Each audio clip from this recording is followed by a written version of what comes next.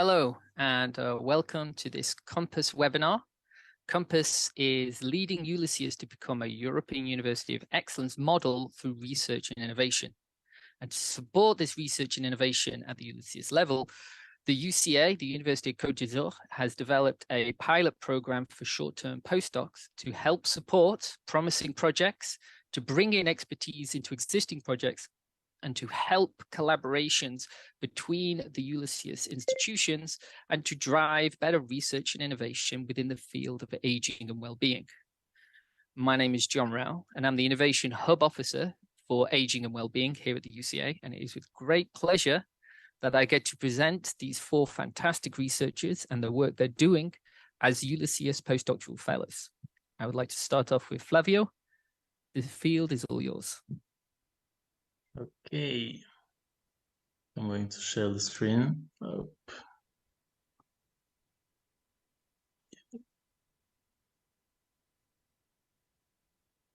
is this okay?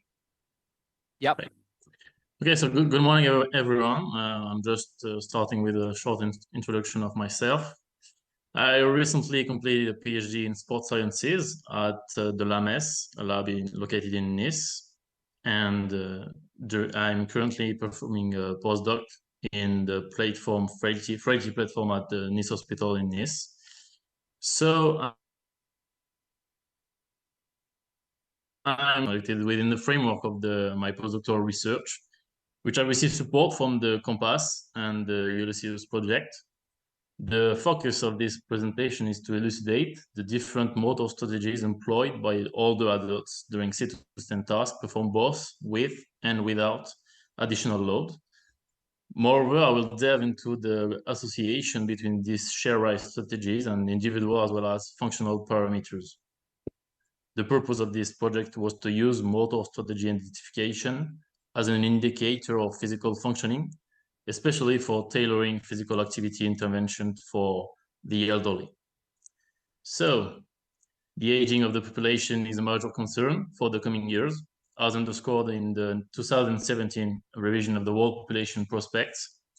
Projections indicate that the number of older adults is expected to triple by the year 2050, highlighting the need to address the impact of aging on various systems. While one might envision a future where individuals effortlessly participate in marathon well into the 90s, the reality often falls short of this ideal scenario. Many of us instead will find ourselves more akin to individuals confined to a sofa, grappling with back problems.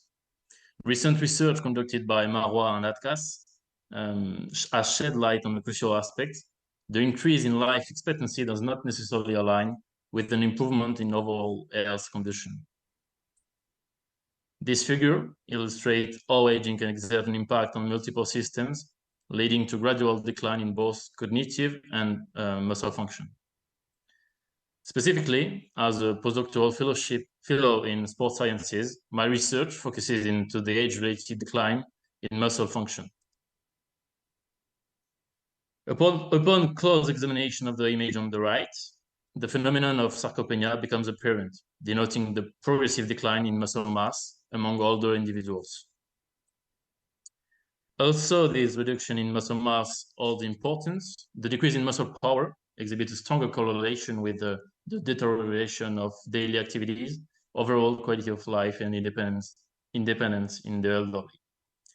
Specifically termed dynapenia, recent research has illuminated its crucial role in determining physical functioning in older adults.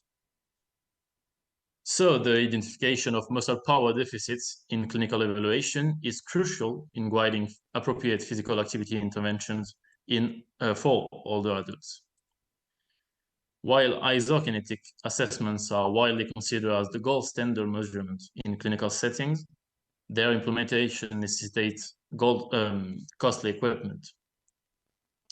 On the other hand, sit-to-stand tasks have gained interest as a cost-effective and easily accessible alternative for assessing lower limb muscle power capacities. In these tasks, participants are instructed to rise from a chair as quickly as possible without using the arm for support. Nonetheless, relying solely on the time taken to complete these movements as an indicator of functional performance exhibit notable limitation, particularly without considering the motor strategy employed, which can greatly influence both muscles and task demands. So to clarify this point, let's take a closer look at these two videos. Also, the participants exhibited comparable execution times, leading most research to argue our physical conditions. A closer scrutiny reveals a noteworthy distinction. Specifically, the participant on the right consistently displayed a pronounced trunk flexion throughout the entire motion. And this exaggerated trunk flexion significantly diminishes the demand on knee extensor muscles, consequently lowering the level of task difficulty. Therefore, in addition to assessing execution time, it becomes imperative to consider the motor strategy employed by older adults during sit-to-stand movements, as they can provide valuable insight into their muscle function capacities. To identify share-rise strategies employed during sit-to-stand tasks, previous studies have predominantly employed costly motion capture systems. This investigation have prompted Van der Kook et al. To report in a recent review that older adults exhibit three distinct motor strategies. Firstly, they may adopt a momentum transfer strategy that involves the coordinated activation of hip and knee extensors to generate power. Secondly, older adults may demonstrate a dominant vertical rise strategy when transitioning from a seated position to a standing position, which is characterized by strong involvement of knee extensor muscles. And lastly, older adults may display an exaggerated trunk flexion during the motion, which significantly reduces the level of task difficulty. However, to the best of our knowledge, these various share-rise strategies have not yet been evaluated in relation to functional deficit. Moreover, sit-to-stand tasks are mostly executed without any additional load. However, Wellbeing et al. Showed in healthy adults that adding loads induces a more vertical trajectory during the sit-to-stand motion. And this load-related kinematic change has the potential to augment task difficulty by intensifying the demand placed on the knee extensor muscles. Consequently, loaded sit-to-stand tasks could enable more accurate differentiation of muscle power deficits when compared to unloaded conditions. Nonetheless, the specific motor strategies employed by older individuals during loaded sit-to-stand tasks remain unknown. Therefore, in this context, we conducted an experiment to examine the share-rise strategies employed by older adults during sit-to-stand tasks performed both with and without external loads. Our primary aim was to identify three distinct share-rise strategies, namely momentum transfer, dominant vertical rise, and exaggerated trunk flexion, but also to explore their association with specific individual and functional characteristics. In addition, we expected that performing loaded sit-to-stand tasks would enhance the identification of muscle power deficits. So this study was carried out at the Freighty platform. I'm currently doing the postdoctoral at the Nice Hospital located in France as part of research project overseen by Professors Olivier Guérin and Raphaël Zori. The University of Côte d'Azur and the LAMES provided valuable support for this investigation, and a total of 325 older adults participated in the study.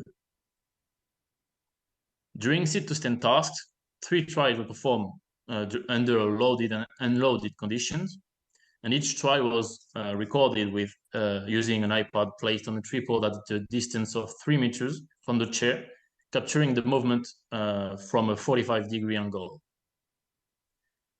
Instead of employing costly motion capture systems to investigate the share-rise strategies, video processing was performed using an innovative computer vision algorithm called OpenPose.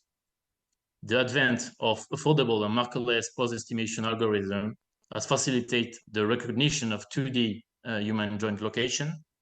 And until this study, this technology not been able to identify share-rise strategies. The seat-to-stand motion was simplified in a sagittal plane with a multi-segment biomechanical model and kinematic and dynamic data encompassing muscle power capacities at the lower limb, joint angular velocities, trunk flexion, etc., were acquired through post-estimation processing. To identify shear rise strategies during both loaded and unloaded seat-to-stand tasks, data were analyzed using K-mean clustering techniques, and to minimize the number of parameters involved, principal component analysis were performed, resulting in the selection of 9 parameters. Subsequently, t-tests for dependent groups were conducted to characterize each cluster based on individual and functional parameters. More precisely, in addition to the loaded and unloaded seat-to-stand tasks, participants underwent an assessment of knee extensor power on an isokinetic device encompassing 6 different angular velocities. And furthermore, participants were submitted to a gait evaluation employing a 10-meter up-to-gait walkway, while balance was assessed using the one-leg standing test under both eyes closed and open conditions. So what have we found? I will first present the observation we made during unloaded seat-to-stand tasks, which are more frequently performed in clinical evaluation. In contrast to the 3 motor strategies discussed in the introduction, K-mean clustering analysis revealed the existence of 4 distinct motor strategies among older individuals.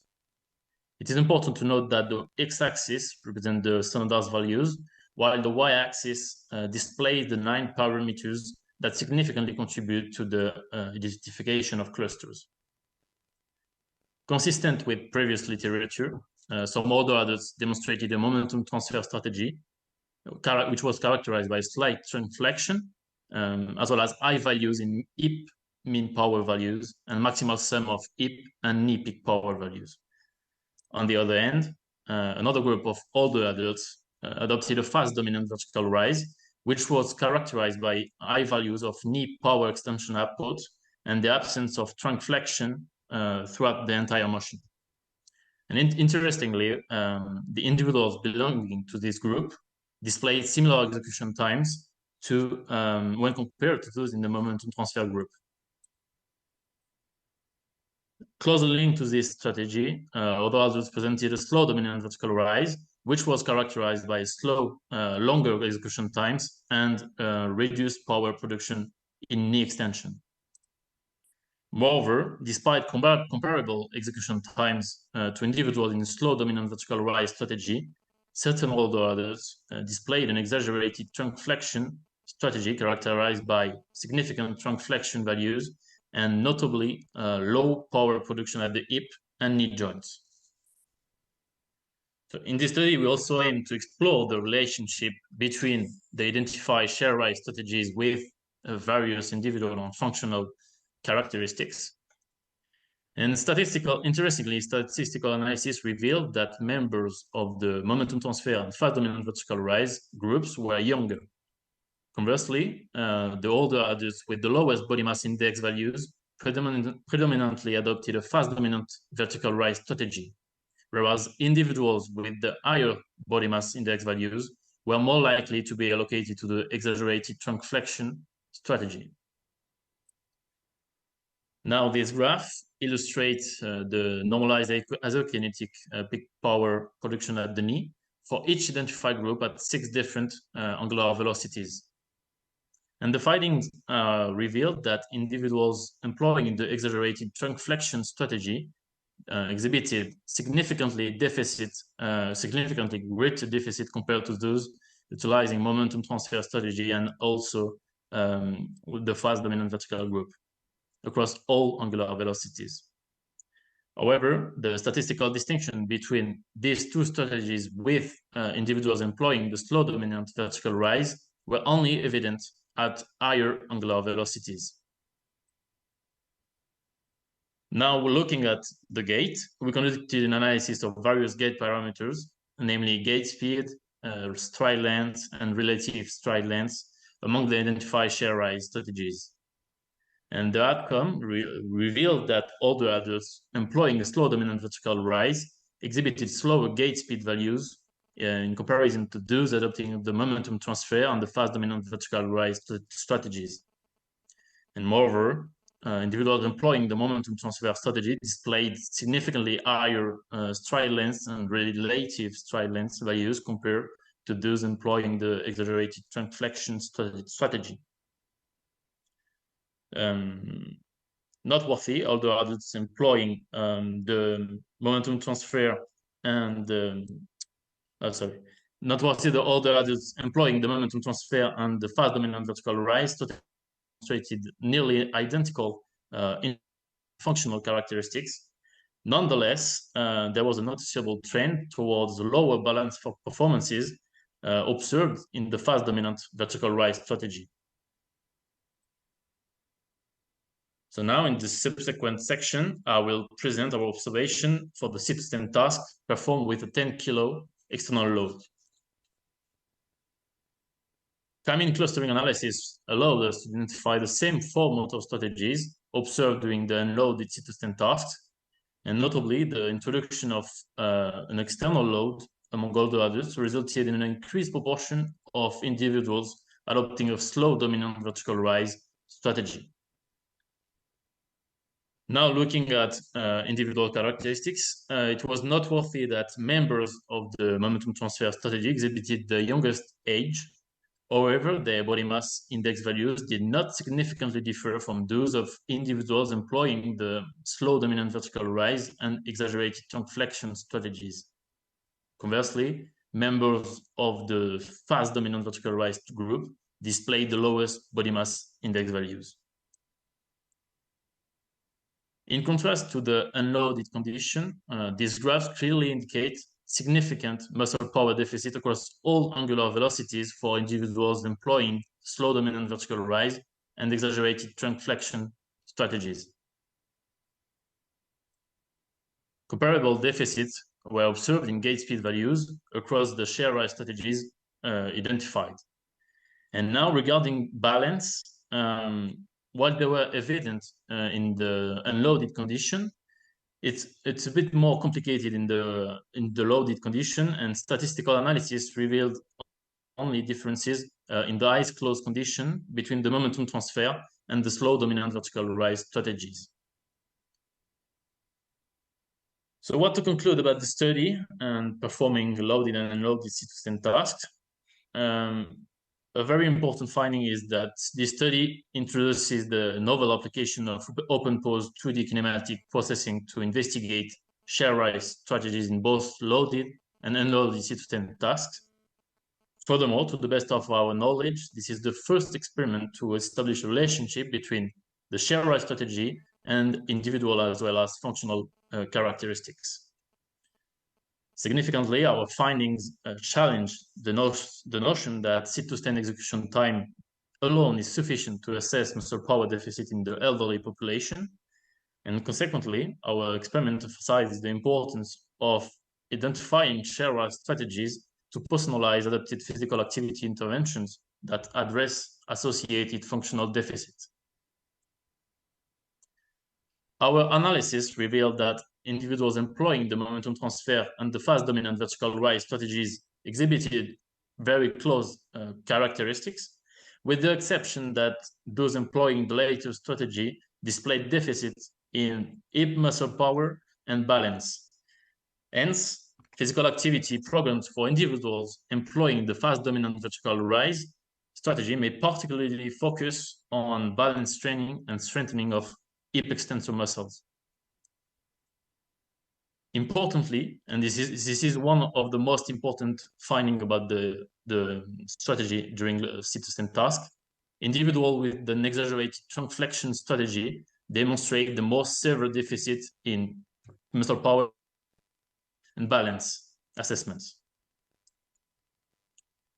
Additionally, consistent with our hypothesis, the inclusion of loaded sit-to-stand tasks in our study yielded a more effective distinction between muscle power deficits associated with weak and strong chair rise strategies. And in light of this, and to conclude this presentation, I'm reminded of the word of buoyancy, who famously sang "Puttering on it," to adapt a message to put a load on it, as incorporating loaded sit-to-stand tasks may offer valuable means of discerning muscle power deficit more accurately. Thank you for your attention, and I'm ready to answer your question. Well, thank you very much, Flavio. Thank you very much. I really enjoyed your presentation, and I think it's a very good example of research having what I can see direct implications into how we might treat or diagnose, and particularly early diagnosis. So I will start, as a privilege as the chair. I will start off with the first question. Here you're focusing a lot on the age population and exactly how aging and deterioration of the muscle and muscle strength is leading to their ability to stand and sit. So this could obviously go in reverse, whereby examining how well somebody can stand and sit, it would determine the strengths and the weaknesses of their leg and their hip, the knee and the hip related muscles, the skeletal muscle.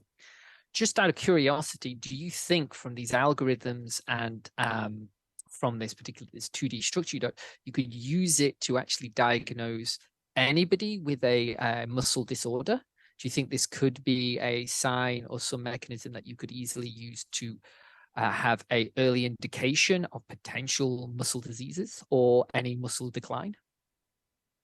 Yeah, absolutely. I'm confident that open pose are different, maybe more elaborated algorithm using different videos, because it was 2D, and maybe using 3D videos using different systems. There are some affordable, and we can.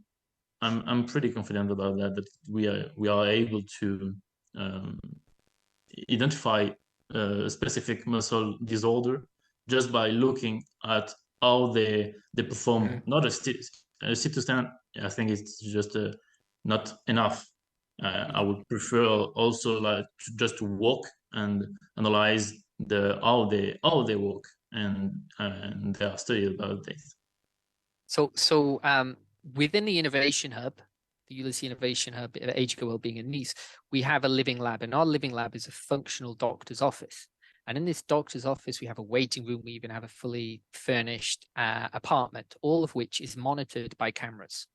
So we can do these kind of studies. Now, the reason why I was asking this is I can imagine a situation where you could develop an algorithm or some kind of pre-diagnostics where you could examine patients going into the waiting room, sitting down, standing up and going. So they could even have a pre-diagnosis before they go and see the doctor. Is that some kind of direction you're looking to take your research? I would love to be able to do that. I think it's just the beginning of the process to look at how they rise. But as you mentioned, a very important aspect, and probably more than sitting to standing, is standing to sitting, and looking at how they do it. Probably we'll also have information. Okay, this person is maybe at risk, and we will have to focus more on evaluating muscle power for this person. Exactly. And just following on from this, because I liked it. It's given me a lot of ideas, and I actually worked within muscle research as well. So I'm sorry, you might be getting the brunt of my question here, but it would be very interesting to see if you could, I can imagine if you could develop an application where somebody could film themselves doing certain exercises, and it could tell them, like, particularly, okay, you are deteriorating, you are favoring this type of sitting or standing, these muscles appear to be weaker on you than others, and then actually complementing that with exercise regimes to help them do it. I totally agree with you, and there are apps actually that you, for example, you just have the time, and from the time you estimate the power at the lower limb. But as I mentioned, the biomechanics define the demand on muscle, on lower limb muscles. So it's essential for further apps to integrate what we've done with the biomechanical analysis of the sit-to-stand to introduce the identification of share rise strategies in addition to the time. in these apps. The time and also the weight of the individual, the age of the individual, and you know, I can imagine if you had an application, you could even ask somebody to walk across the room several times, and you could take the gait into consideration as well. Anyway, thank you very much. I think that was an extremely interesting talk, which I enjoyed personally as well, and I think it is a great example of how Ulysseus and Compass and everything we're trying to do in the innovation hubs is trying to address societal challenges. And obviously with an aging population, and you mentioned it's not just about expanding life years, it's expanding healthy life years. It's about having more active years in one's life, and having this kind of early diagnosis is better, because if you wait till the point where the muscle is declined too much, you can't actually regenerate it. As you get older, your body's ability to regenerate slows down. So it is important that we keep active and we keep healthy. So at the moment, I don't think there are any more questions coming from YouTube. So thank you very much, Flavio, for your wonderful presentation. And next, I will go over to Bogdan. Hello, everyone. So I will start my presentation. So it's okay now, right? Yes, I can see it. Okay, Thank good. you, Bogdan. So good afternoon. My name is Bogdan Garash. I just received my PhD in cellular biology from University of Burgundy in Dijon, France. And during my PhD studies and during my current postdoctoral training, I'm basically focused on iPS reprogramming and the role of senescent cells in this process, and how we can take advantage of reprogramming factors to possibly rejuvenate or regenerate tissues of our organism. Yes, and we mostly focus on liver. So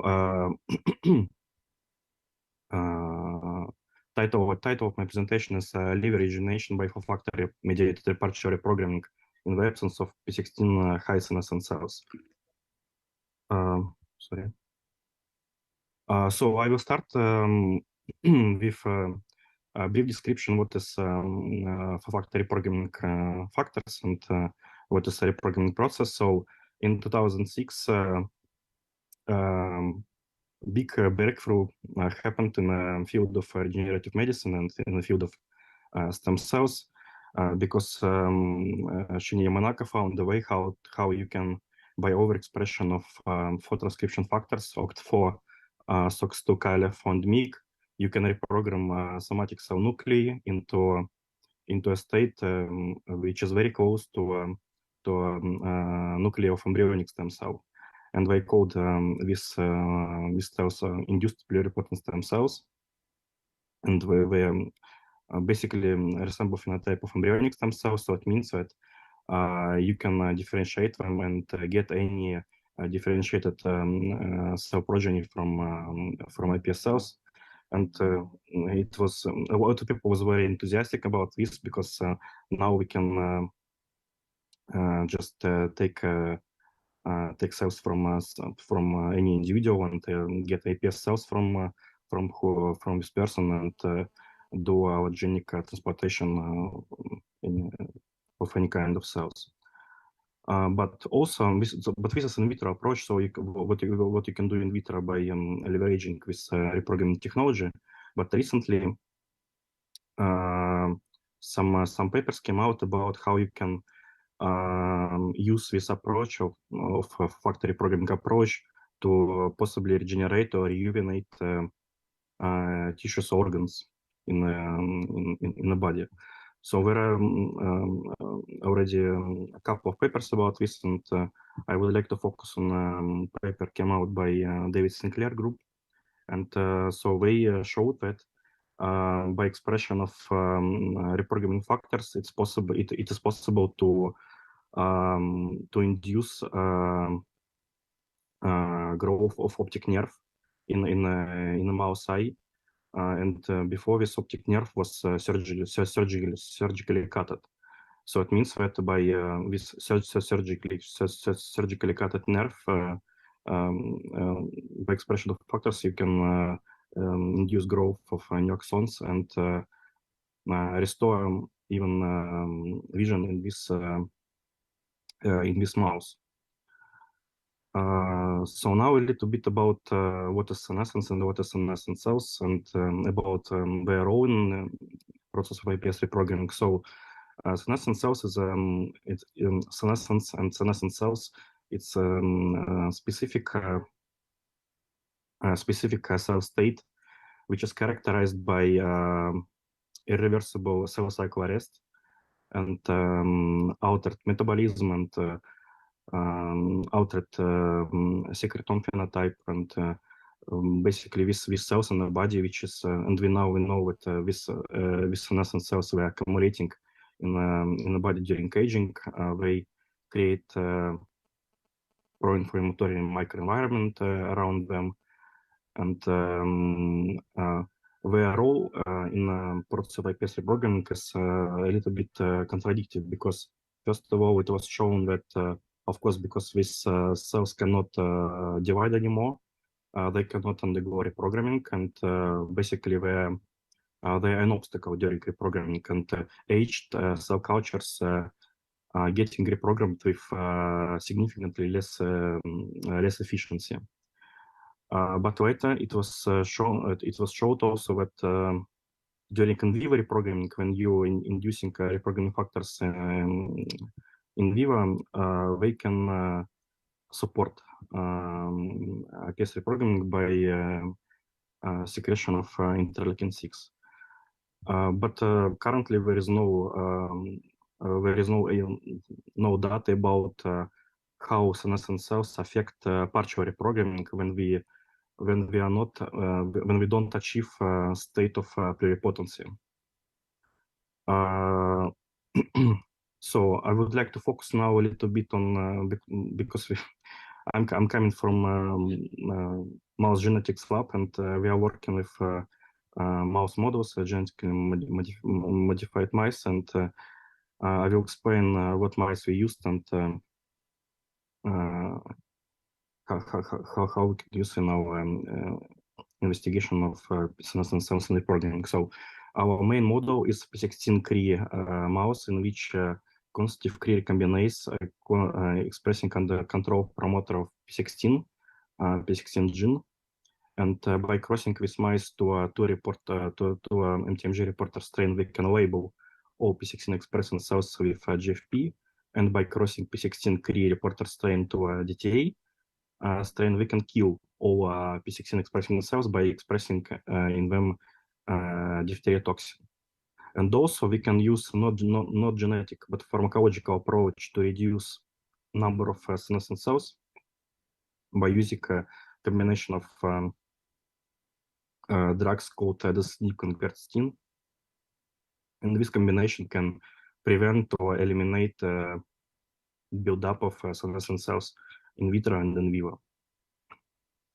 And so for expression of reprogramming factors, we used mouse in which reprogramming factors expressed by tetracycline inducible promoters. So that means that we can use doxycycline to induce expression of factors. And using this mouse, we can isolate cells from this mouse and reprogram them into iPS cells in vitro. We can induce teratoma growth by prolonged treatment of mouse with doxycycline, but I will not focus on this today. And also we can use this mouse to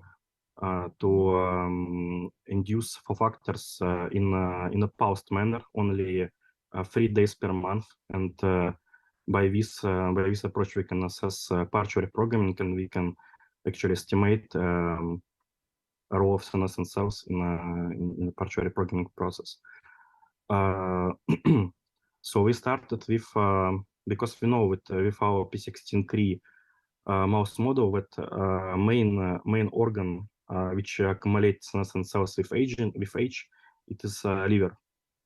And so we took 10-month-old mice and put them on a dog's pulse, and so it means that we induce factors only 3 days per month, and we did 8 pulses in total. And after that, first of all, we did a histological analysis of their livers. And first of all, we checked what is going on with a number of senescent cells, which are green in this model. And as you can see, by inducing factors, we have accumulation of senescent cells. So after that, we decided to check what is going on with level of DNA damage by using marker of DNA damage gamma H2X. It's phosphorylated histone, which marks strands, which marks breaks on DNA strand. And so this is quite complex. So basically, you need to look at the left panel. This is our young control, and our right panel, it is a mouse in which we induce factors and we eliminate senescent cells by expression of diphtheria toxin. And to the left of this is just mice which was induced with factors, but without elimination of senescent cells. So you can see that because we know that we have upregulation of senescent cells in upon treatment with factors, we have more DNA damage in the liver of mice which received only for factors. But if you combine treatment with factors and in the absence of senescent cells, you are able to reduce level of DNA damage in this liver. So after that, we decided to check what is going on with epigenetics of this mouse, and we used epigenetic modification of histone K4Me3. So it's a marker of transcriptionally active chromatin, and it was already shown that this mark is reducing with age. And you can see here that in 2-month-old mice we have plenty of cells with K4Me3 marks, and at the age of 18 months, it's so we're almost all gone. And only by reducing senescent cells, you can maintain level of this mark in a aged liver. But combining with factors and elimination of senescent cells, you can really boost of number of cells with mark of transcriptionally active chromatin. Another problem which is associated with age in the liver is fibrosis.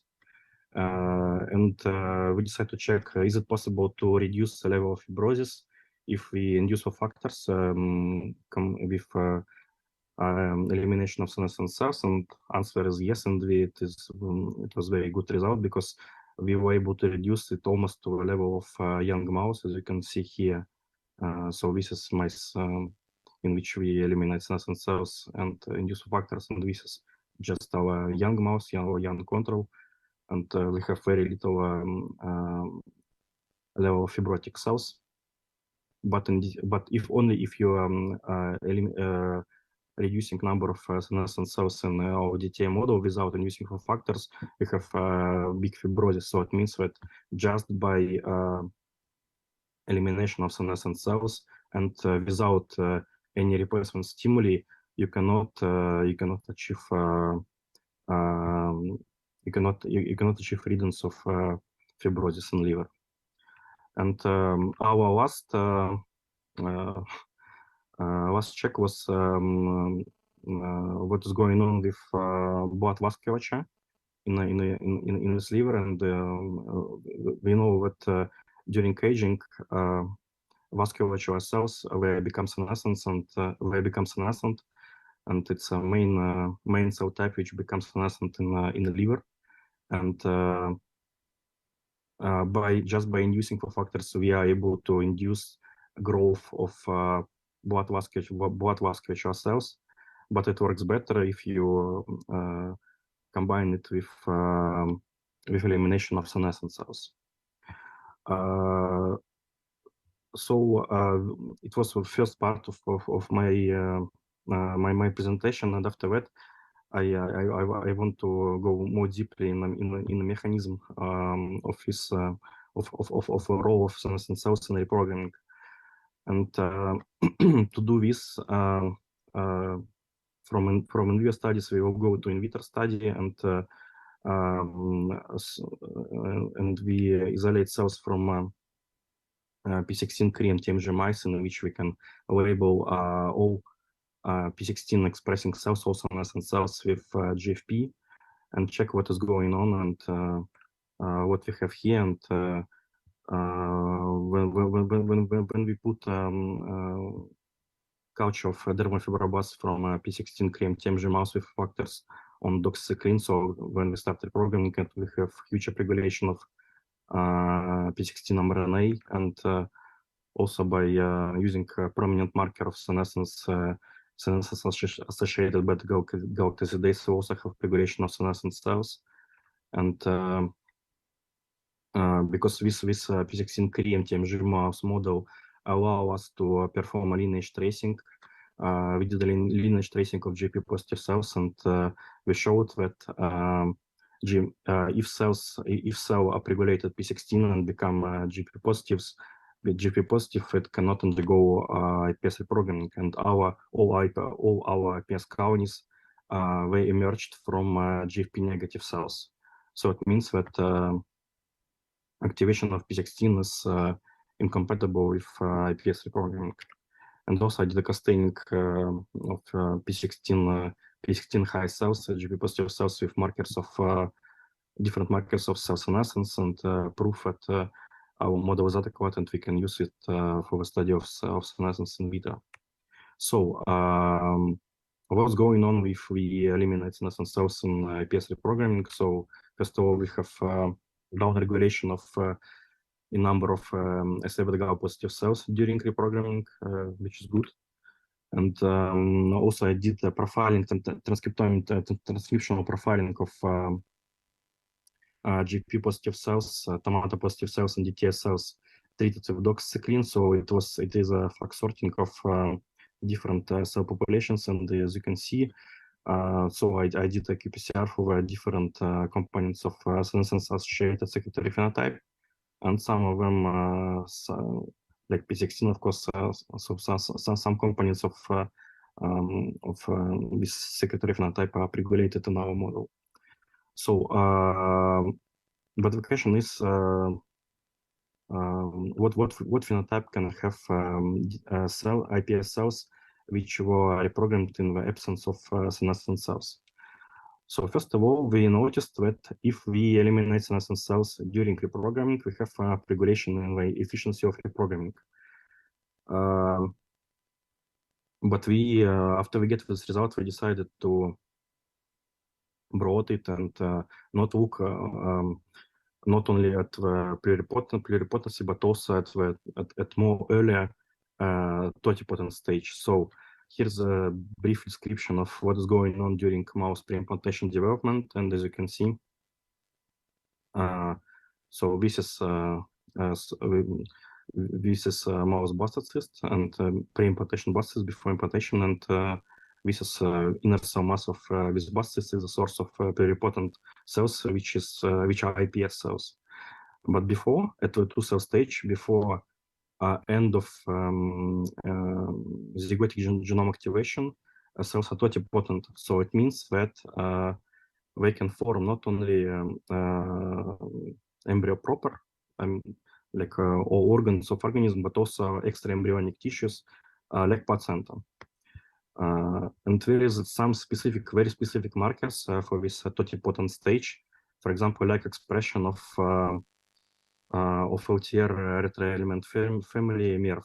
And we checked what is going on with MERV expression in our IPS cells, which are derived in absence of senescent cells, and were all regulated. And also this is DAX, and so at the bottom panel with some transcription factors, which is implicated in the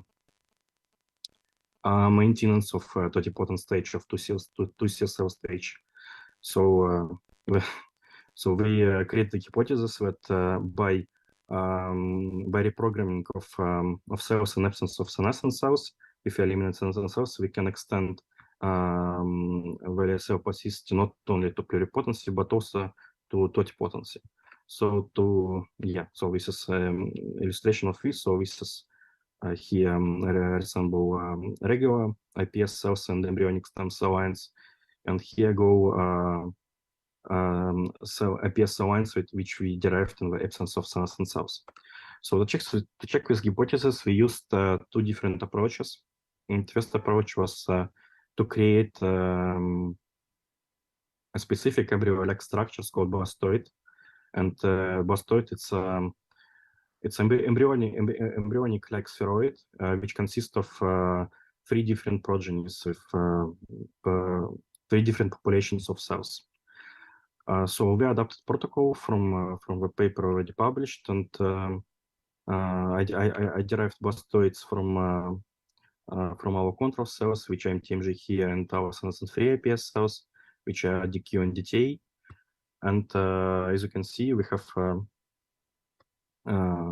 proper expression of all three cell populations only in the cells which were derived in senescence-free conditions.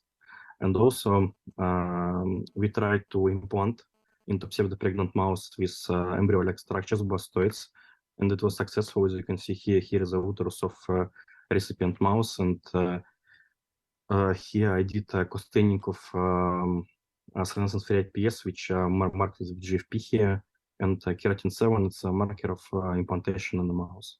And as you can see, there is colocalization, so it means that these blastoids really can implant into uterus of pseudo-pregnant mouse. There is another approach to assess level of potency of IPS cells, and it's more classic. And also, it's here is like it's like a pipeline for the creation of transgenic mouse. So basically, you can isolate its embryo, its morula from the mouse and aggregate it with your cells of interest.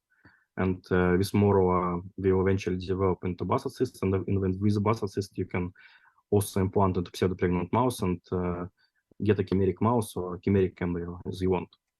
So this is firstly we started with this stage with aggregation of our senescent-free cells with 8-cell morulas, and as you can see here, our cells marked with GFP contribute not only to inner cell mass like usual IPS or embryonic stem cell cells, but also to the outer level of blastocyst, which is stained with transcription factor CTX2 here. And as you can see here, we have also contribution to another lineage. So it means that possibly these cells can form extraembryonic tissues.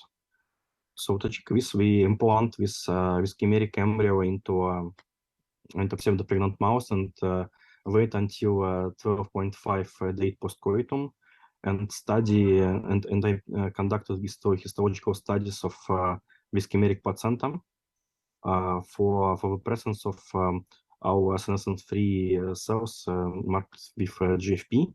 And as you can see here, all placentas consist of two parts. One part is embryo-derived, and marker of embryo-derived part is CD31. And we have contribution of senescence-free IPS cells to the embryonic part of placenta, but also we have contribution to the trophoectoderm part of placenta, and marker for this is keratin 8. And to strengthen our point about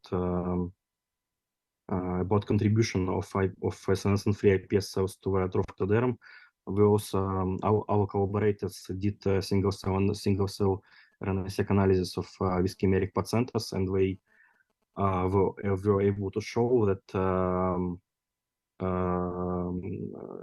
in this chimeric placenta there is 5 subpopulations of cells which correspond to different cell populations in trophoectoderm part of placenta.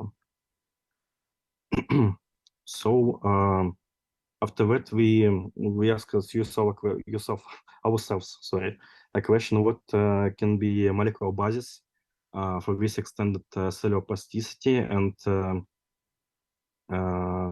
we decided to check what is going on with methylation, and more, and particularly what is going on with molecule called SAM, adenosine methionine, And S-enantiomethionine it's a universal methyl donor.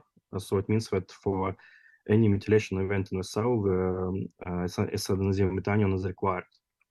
And recently paper just came out, and in this paper, very thorough metabolomic analysis of pre-implantation embryos were done, and also they elevated levels of SAM, and we showed that you have more SAM in at the totipotent stage compared. So it's available here to see more. You have more SAM in at the 2C stage compared to blastocyst stage.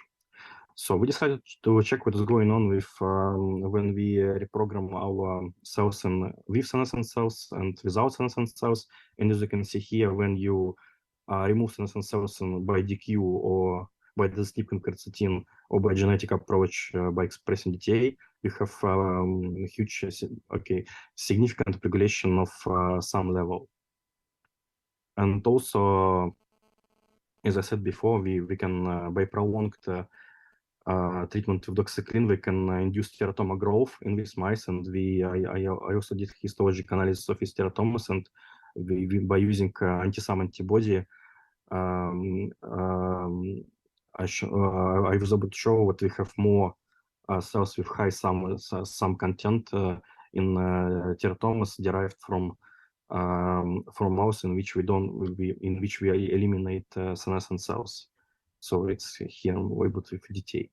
So almost 10 times more cells with high SAM level. So you can, because precursor of S-enantiomethionine is methionine, and you can block you can block conversion of methionine into S-enantiomethionine by molecule called cyclolysine, and it will lead to significant drop of S-enantiomethionine level in the cell. And I did reprogramming of iPS cells in senescent-free conditions in presence of cyclolysin and without cyclolysin. And as you can see, DAX is a marker of it's a transcription factor implicated in the maintenance of totipotent stage, and we have significant drop of this transcription factor. And I'm not showing it here, but by treatment with cyclolysine, genes implicated in the maintenance of pluripotency were not affected, like NANOC or KLF4 or some other genes. So it means that cyclolysine and this restricting level of S-enantiomethionine during iPS reprogramming is affecting only this enhanced cellular plasticity to totipotent stage. I also confirmed this data by creating of embryo-like structures, blastoids, and as you can see here, it's impossible to create proper blastoids from iPS cells which were derived in the presence of cyclolysine. So after that, because cyclolysine is a substrate of methyltransferases, of course, we decided to look for a particular methyltransferase which can be responsible for this drop of SAM in a cell population when we have senescent cells. So, but because there are plenty of methyltransferases in the mouse genome, and so we decided to set some criteria, and by these criteria so our future methyltransferase should fulfill this criteria. So first criteria is what, of course, level of expression of this methyltransferase should be P16 independent, and substrate of this methyltransferase should be abundant, and it means that it should be a metabolite but not DNA or RNA or protein, and this methyltransferase should be regulated in age-independent manner. So it means that it should be upregulated, or it should be accumulating during aging, for example. And we find one. So it's a nicotine-emitting methyltransferase, and I used my cDNA from my FAC sorting experiment, and I was I showed that it is really overexpressed in GP-positive population of MTMG fibroblast treated with doxycycline, and it's almost non-detectable in DTA cells. So a little bit about this enzyme, what is enzyme is responsible for. So basically, it's NMMT is methylating, nicotinamide into methylated nicotinamide. So during this event, it utilizes methanion, and also precursor of nicotinamide is NAD, and NAD is I think most abundant metabolite in mouse or human body, and it's implicated in a lot of in regulating of a lot of signaling pathways, which is implicated into epigenetics and cell survival and a lot of stuff. So it's quite important. And there is like a commercially available NMT inhibitor, and so to prove that NMT is really responsible for this drop of some level in during iPS reprogramming with senescent cells. So I reprogrammed cells in presence of this inhibitor and checked for the expression of mere ferrite elements and also transcription factors implicated in the maintenance of totipotency, and they were regulated. And also I was able to create proper blastoids with proper polarization of our proteins that need to be polarized. So to conclude, we showed that during P16 during P16 driven senescence, let's say, there is a drop of adenosine methanion some, and with restriction of availability of methyl groups, it also further restricts potency of iPS cells. And if you find a way to keep high level of some during reprogramming, you can go to the potency. And when you apply this strategy to partial reprogramming, when you don't, of course, achieve IPS stage, high level of some results in a highly in more improved regeneration of liver. So a little bit perspectives. So here's of course first of all, because now we know how to create cells which can go to, from which can derive extraembryonic tissues and progenies, and you can use this. Most likely, we didn't check it yet, but it's possible that these cells also can be better source of differentiate progenies, and we can have better therapeutic value when current iPS lines. And yeah, of course, you cannot use full factor reprogramming in humans for partial reprogramming and reanimation of tissues, because all full factors are oncogenes, but you can use this data as a basis for future research, and this is what we currently do here, and this is what I'm currently doing my postdoctoral training. How you can achieve regeneration by not applying factors. And also if you will find way how to maintain high sum level, it can be beneficial for the extending of health span and lifespan. So I would like to thank people from Dmitry Boyan laboratory, who is my scientific supervisor, who is helping me during my daily work. Also, I would like to thank people from Freiburg, from Max Planck Institute, who helped us with manipulation with mouse embryos and creation of chimeric placentas. I would like to thank Professor Feng Liu from Institute of Zoology in China, who conducted single-cell experiments. And also I would like to thank Manuel Serrano and Han Li for providing us with for factory reprogramming mouse strain. Thank you, and I'm ready for questions.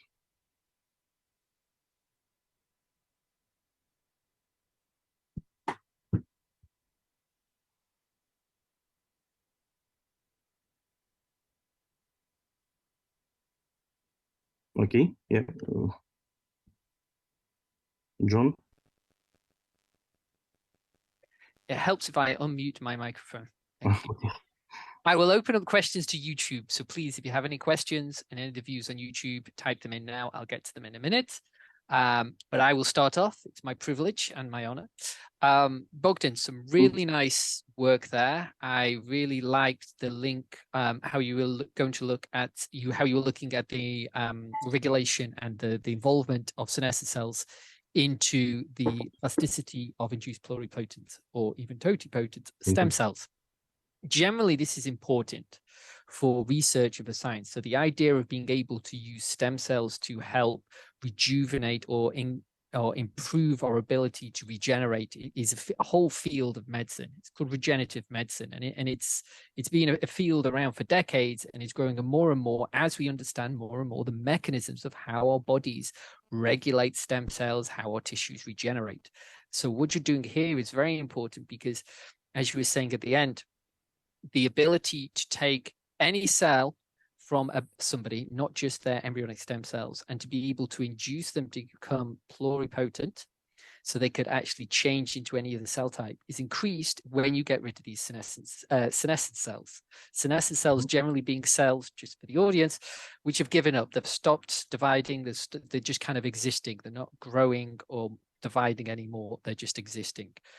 My question to you, Bogdan, is, obviously, in the images you showed and from your fact sorting, it's clear that the number of senescent cells does not outpopulate the number of non-senescent cells.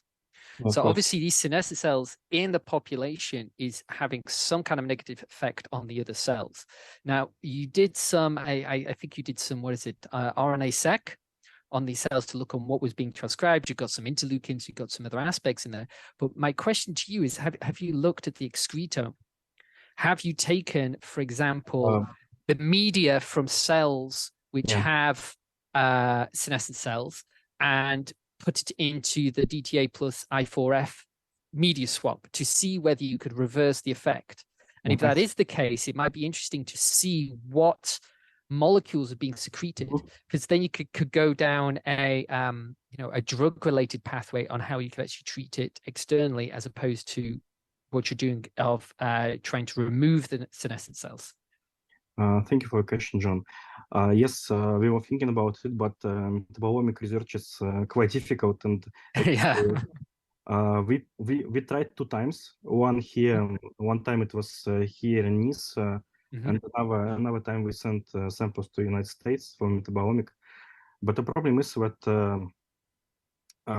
because, for example, metabolomically with paper and so on, we studies about some, but people from metabolomic facility and from metabolomic world told us that it is very high. It's very hard to measure actually level of some in biological samples. No, it is. You need like a what. So we tried 2 times, but we didn't succeed. So I think another part of the question, did I try to use media conditioned by DTA cells or media conditioned by cells with senescence and applying? No, I didn't do that, but I was thinking about it. But I have a problem with experiments when you are using a conditioned media. It's very hard to reproduce them. Because, no, it is. No, I was just thinking because, in the situation where you got these senescent cells, and they are there, and they're obviously having an effect on the cells which are reacting to I4F and to the differentiation. I think this model is just waiting for somebody who will do this experiment. Experiment, and it will find out what exactly molecule was secreted by senescent cells, which creating this not very good environment, let's say. And exactly. So it can be done, no problem. No, because I think this might be quite interesting if you could do that, to go down a pharmacological route of reducing the impact of senescent cells on the pluripotent cells. I'm just thinking more on terms of actually if you were going to take this into trials. Actually, I spent a lot of time looking for a particular molecule which is secreted by senescent cells, and we almost catch it. But you didn't. It's always difficult. But finally we decided not to include because it's really hard to reproduce this kind of experiments. Well, going along this, have you looked at, well, these are obviously ex vitro anyway. So you're growing this in cell culture. So these are primary derived cells from the mice, correct? Yeah. What about looking at it in tissue sections of the mouse and looking at the effect of the immune system and other aspects at the cellular level, looking at the interstitial cells and like the tissue as a whole? Because elements of oxidative stress, of immune infiltration have had dramatic effects on how well stem cells survive, how well they differentiate, how reactive they are as well. And I just wondered whether this was a line of investigation you were considering. So I didn't do this type of experiments because my major goal was not to phenotype with mouse. Yeah. Because, what I did, for example, because I'm not talking about here, but I mentioned that we can induce tumor growth in this mouse by applying doxycycline. Okay. I study so what's going on with kinetic of senescent cells accumulation during tumor growth, and I showed that we have you have a lot of senescent cells coming from iPS clone. So it means that if you start with an IPF cell, you get more senescent cells coming out of it. And they're all coming from actually pluripotent cell. So you actually, funnily enough, get exactly the same phenomena with muscle satellite cells. So muscle satellite cells are obviously not pluripotent; they're actually omni or bipotent at best, and you will actually get the same result here. You can manage to keep some in a state which can actually still self-populate and to differentiate into muscle myoblasts and fibroblasts, but you also get a lot of senescence as a result of the process of separating the muscle stem cells away from the tissue. So I think this may be a bigger phenomenon which could have links to other types of adult stem cells and not just induced pluripotent stem cells. So it might be worth looking around in the literature to see if there's any commonalities that you find, and maybe the one you were hunting might rear its head in adult stem cells or in other stem cell related diseases. Just a point to throw out there, because I've seen similar phenomenons within the field. But very, very interesting. Are there any questions from YouTube? Yes. I'm just getting it. Regarding the totipotent cells. Okay, it's going to come through in a second. But very, very nice work, Bogdan. I really enjoyed it. I think it's got a lot of potential, particularly in your ability to make stronger iPS cells or more potent iPS cells, even totipotent cells, stronger in the absence of senescence cells. I think that's such a really interesting direction and dynamic to go through, and it's going to have a lot of impact in age-related diseases, because obviously as you grow older, our stem cells don't work as well. So any other source of stem cells we have to actually help boost our regeneration will be greatly received, particularly by old people. And as I get older, I'm wishing more and more my stem cells were as good as they used to be. We're just waiting for a question to come through on YouTube. So my question going forward on this, are you thinking of taking this into a more applicable model, such as perhaps deriving kits that could be used in the clinical setting to create patient-derived stem cells with a higher efficiency for differentiation and implantation? So currently I'm adapting protocol to create actually human totipotent stem cells because I didn't do it yet. And so short answer, yeah, we are working on it, but I think we need to make some changes, and I'm also trying to apply some small molecules that can facilitate us in this, and so it's ongoing now, yeah. And also we will try, because now we have an bacterial specialist on mouse transgenesis, and we will perform all this aggregation with 8 cell embryos, and so we can assess potential of the cells very quickly. And yeah, we are doing this. Yeah. It's very interesting. It is very interesting. Just one quick, so apparently there's some internet issues, so we can't actually receive the question from YouTube at the moment. So, oh, here we go. Regarding the totipotent cells, do they regulate the totipotent cells reversing the phenotype? Do we regulate totipotent reversing phenotype? Yes. Okay. I don't really understand the question, but I was hoping you did. Okay, so we will. We don't know how we can move on from that, so we will just move on. So thank you very much, Bogdan. Excellent work, and I look forward to hearing how the project progresses. We will now be moving on to the next speaker, who is Claudia. Claudia, Bogdan, if you finish sharing your screen, Claudia can come in and start presenting. Thank you. Thank you. All right, thank you, John. Let's see. There we go. So yeah, my name is Claudia Zoller. I was actually lucky enough to get a postdoc here for 1 year through the Ulysseus network. So I'm very grateful to that and for the funding for me to experience Nice, and also very kindly hosted by the Lames Lab here in Nice. So thank you, John, also for coordinating. I'm going to present my project that's called Healthy Youth Tyrol. So that's actually the regional area where I'm from in Austria, where we try to stage an intervention on physical activity in adolescence. So I'm deviating a little bit from the previous talks that were super interesting to the more social sciences of healthy aging, and focusing in this case on younger people. So this is a rather big project, actually. It's still, we're still working on it. So I can show you some preliminary results today. But together with my colleagues from MCI, in this case, Friederike Zahling, Melanie Fleisch, Ayman Fuda, and Simon Czarmak. And we're also collaborating with a medical center, VASCAGE. So we hopefully can show you some interesting insights on our intervention. So I'm going to start with giving a little bit of a motivation and the objectives of our project, and I'll also go more into detail on the background, because I know that not everyone will be familiar with our study design, and also how economics plays into this. Is a question that I get asked quite a lot. And then I'll present you the study design and some preliminary results.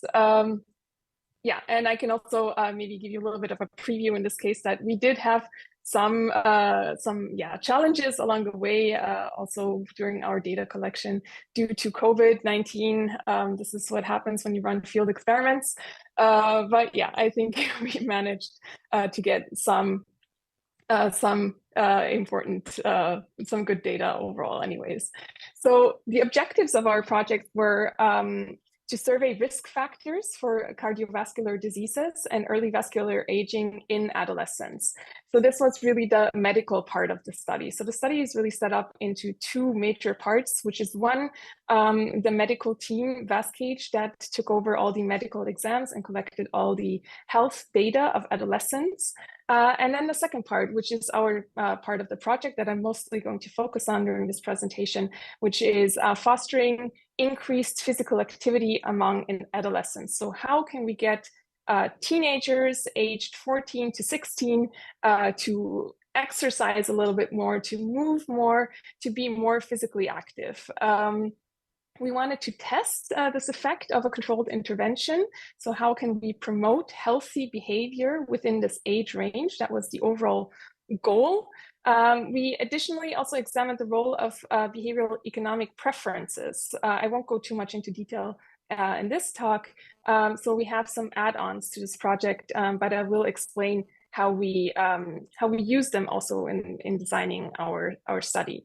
And also what we wanted to do is assess long-term habit formation. So the goal was really not just to get people to be more active and get moving, but also to make sure that they would actually stick with a sort of healthy and active routine. The goals that we had for our intervention was that it should be accessible to all population groups, meaning it can't be some very fancy technology, shouldn't be very, very expensive, because it should also be scalable, right? So from a policy perspective, it was important for us to implement something that would, on the one hand, be simple enough to scale up within a larger subset of the population, but also be accessible across all groups.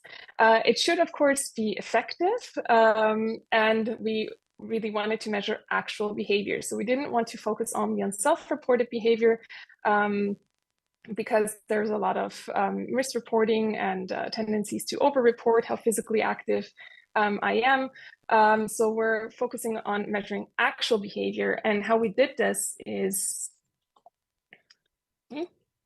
how we did this is actually using fitness trackers. So using fitness trackers as a measuring device.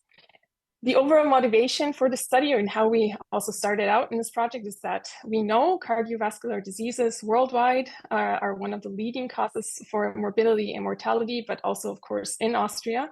And they are estimated to have created direct and indirect costs of 4.7 billion euros in 2015. So again, as an economist, of course, we're very much interested also in terms of the cost that it has for our welfare system and our healthcare. We know that young adults and adolescents, specifically in OECD countries, are especially at risk for indulging in unhealthy behaviors, unhealthy eating habits, low physical activity, consuming damaging substances such as alcohol, nicotine, and so on. So we see that our focus, our sample group here, young adults and adolescents, is an important target group. So the prevalence of obesity, hypertension, and also diabetes in the pediatric population are on the rise. On the other hand, there's also evidence that if you do lead a healthy lifestyle until the age of 50, it is associated with a lower cardiovascular risk later on. So we see evidence already that if you have healthy behavior, if you lead a more healthy lifestyle early on in your life, you will have less risky outcomes later on in your life. So overall, this is we see a necessity for accurate prevention programs and for active interventions targeting cardiovascular risk factors in adolescence. So really targeting this younger group of the population and aiming for a preventative health intervention.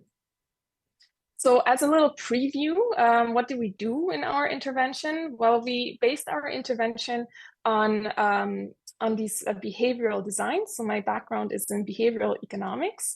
And we know in our decision-making that we are not fully rational, right? So we know that we have some biases in our thinking, and these biases will actually often lead us to make decisions that are maybe more fun, but less healthy overall. So we try to target one of these biases, which I will explain in a minute, to design this intervention. And so we staged a behavioral intervention fostering physical activity in 14 to 16-year-olds. So our age group, in this case, were teenagers in high school.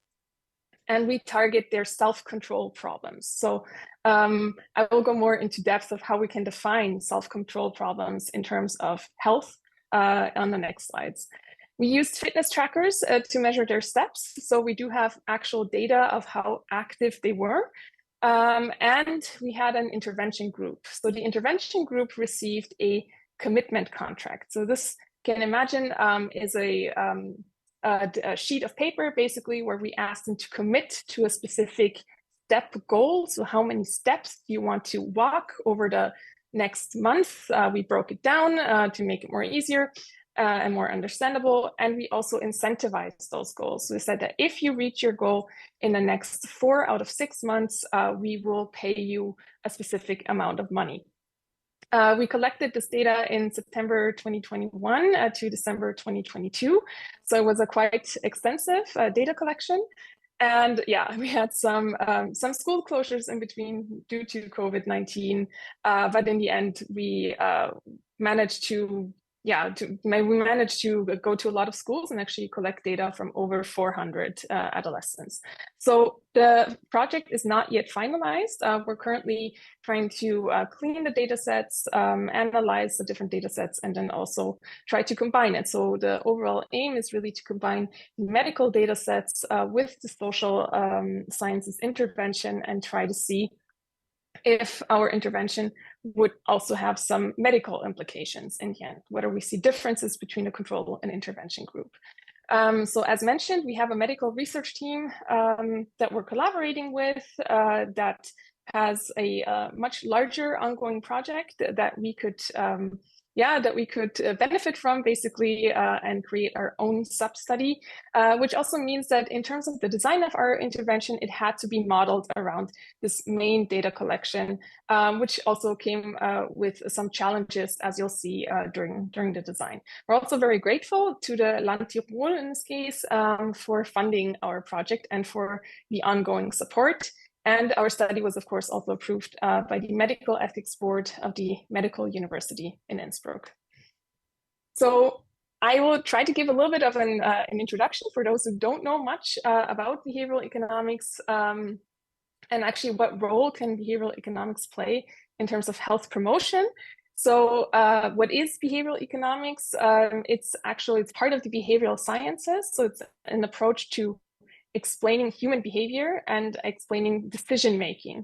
It integrates research and evidence from psychology and related fields such as sociology, anthropology, the cognitive sciences with an economic analysis. So we really see that there's a nice mix of fields here that come into play that makes it very, very interesting to try to figure out how we make decisions and how our minds work. There's 5 behavioral principles that influence our decision-making. I'm going to focus on one for this main presentation, which is the present bias. Now, present bias really means that people tend to disproportionately focus on issues that are right before them and neglect or pay less attention to issues that are more in the future. So we put more emphasis on things that are in our present right now, and we aren't as much forward-looking sometimes as we should be. Now, how is this important for our health? There's actually some evidence now. It's quite a new field, I have to say, this behavioral health economics. But there is some evidence now on health data and these biases that we have. And specifically, we can think of present bias in terms of self-control problems.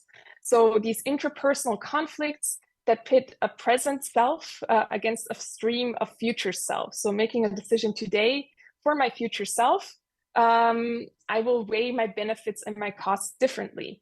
So an example is if I binge on ice cream, even though I know my future self will regret it, if you'd asked me yesterday if you want your present self to eat ice cream, I would have said no. But in the present right now, I want ice cream. So then I'll have the ice cream. So my preferences are actually time inconsistent. And we can measure this, right? So what we're doing is we're placing too much weight on present costs and benefits and too little on the future costs and benefits. So the present benefits would be me being able to have an ice cream right now and enjoying it very much. And I think very little about the future costs that might have. Now, one single ice cream, of course, is not going to have a lot of costs in the future. But if you consistently do this with all your decisions in terms of all your behavior, in some years, you will have, worse outcomes for your health. So how can we translate this into exercise? Well, a very present biased person would actually rather stay on the couch, rather be lazy than go work out, for example, than go for a run. But we still hope to make a different choice tomorrow. So we still think that tomorrow, actually, I'll make the smarter decisions. It's just that today, I don't want to. Today, I'd like to be lazy. So we're trying to target these self-control problems that I think a lot of us are familiar with. I know I'm familiar with it, right? So we're trying to target these self-control problems and focus especially on exercising and physical activity. Now, there's some evidence out there that show that individuals often fail to meet their own goals. So we all have our own goals in terms of what we want to reach, in terms of what we want to do in terms of exercise. I want to exercise more. However, a lot of times we do fail.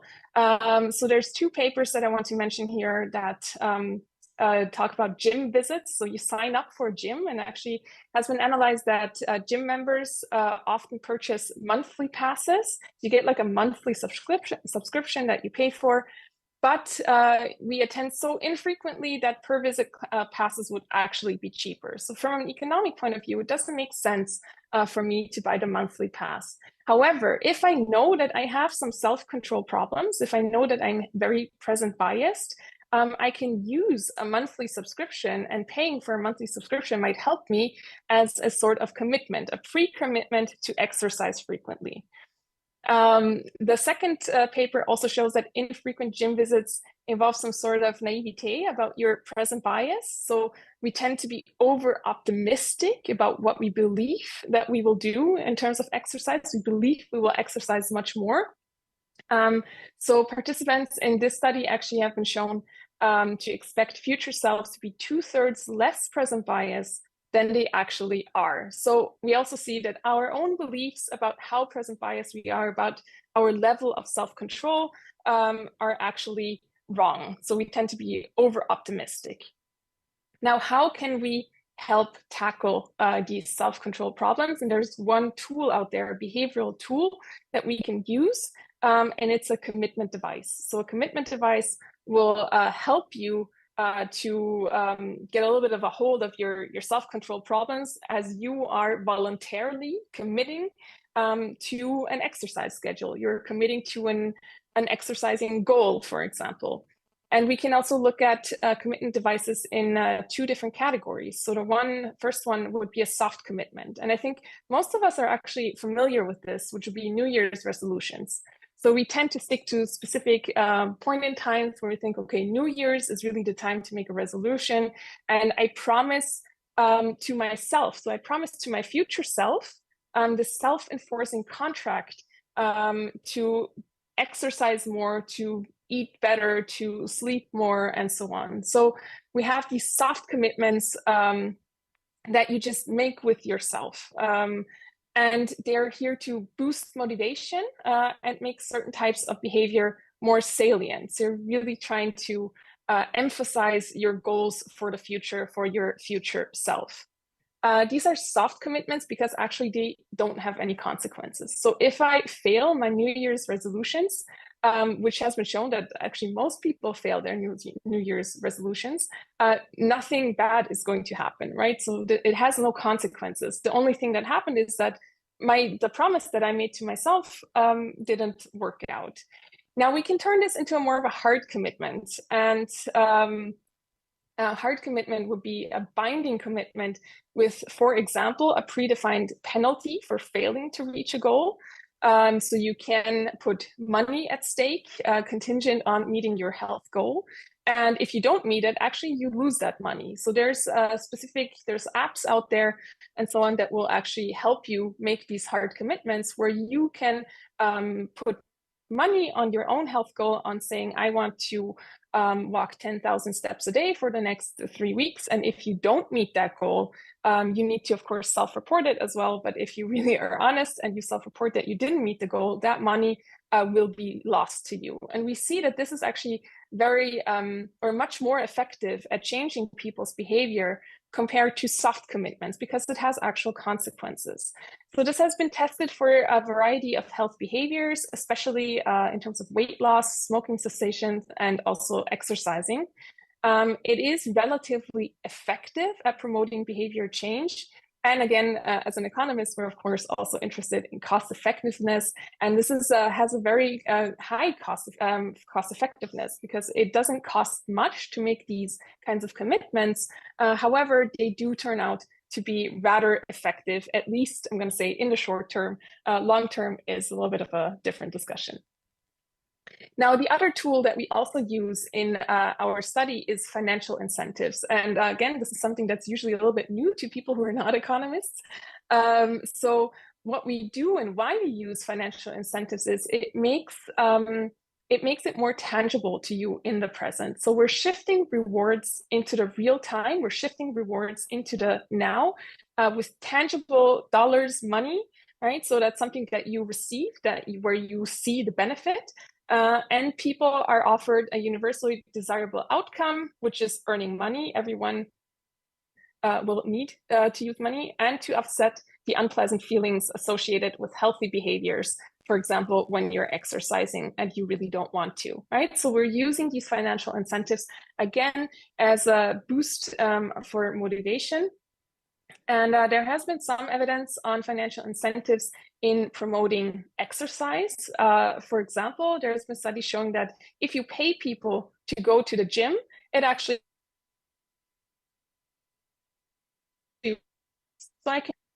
and they will go to the gym more frequently in shorter periods of times, right? So if we then look at longer periods of times, for example, where you stop this incentive, because not everyone's gonna pay you every time you go to the gym, unfortunately.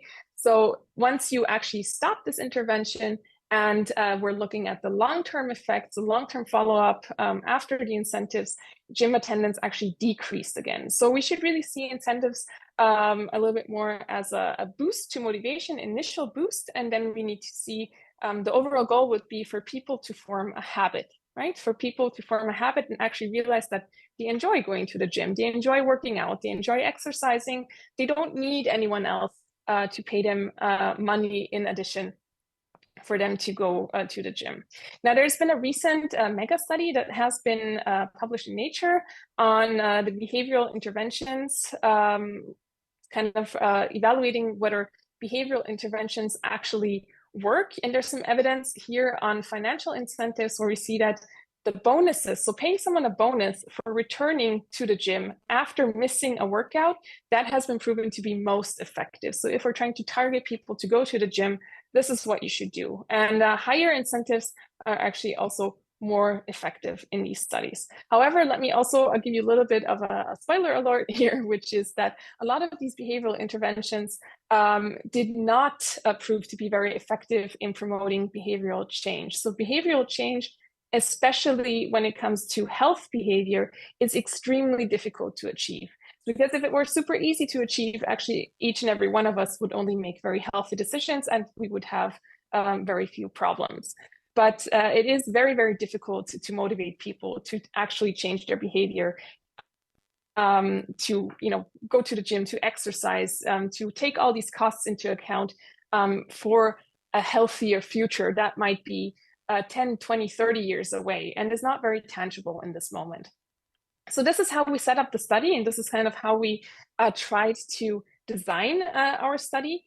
And what we did is we were given this opportunity again to go to the field, to go to schools with this medical team, and to get a subset of their sample population and run an intervention with these adolescents. So we gave each adolescent in our study a fitness tracker. It was one of these very basic step counters. It didn't do a lot, but it could also measure heart rate and so on. So it was like in a medium range of these fitness tracker. It wasn't very fancy. So we gave each participant one of these fitness trackers, and we asked them to upload their step data only. That also has, there were reasons from the ethics committee that we weren't actually allowed to use any other data, only data that would also, that wouldn't give away too much personal information.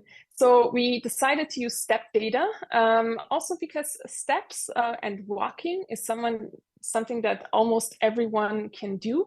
So that would also mean in terms of designing an intervention, it means that it is scalable on a larger level. Everyone, or almost everyone, I have to say, almost everyone can go outside and take a walk around the block, or only take 2 stops with the bus instead of 3 and walk to work and so on. So that is something that we also saw that our adolescents were all able to do. It didn't require any fancy bikes or other fancy equipment for them to be part of this intervention. So we asked them to upload the data to this via the health app to a specific link that we sent them via text message every month. And we also incentivized the data upload because we needed them to upload the data actively. We weren't allowed to access the cloud, again, for ethical reasons and for data protection laws. So we had to rely on adolescents to upload the data via the link that we provided them with a text message after every month. So we incentivized that with lottery prizes. So we said that if you upload your data every month, you will collect points, and at the end of the 6 months, we will have a big lottery. And we actually had some very, very nice and expensive prizes in there, like all year skiing tickets and so on, which are very popular in Austria. So we had some nice lottery prizes that we could give them, and we really, really tried to motivate them. I'm emphasizing this a lot because you'll see what happened. In our intervention group specifically, they got something on top of the fitness tracker, which is this commitment contract. So this is what I just explained. It really targets your self-control problems. And in the commitment contract, we said, okay, you can set a monthly step goal for 4 out of 6 months. So you didn't have to reach the goal every month. You had to reach it in 4 out of 6 months. Again, the timeline was something that was given to us that we couldn't really adjust for. So we had 2 groups in our intervention group.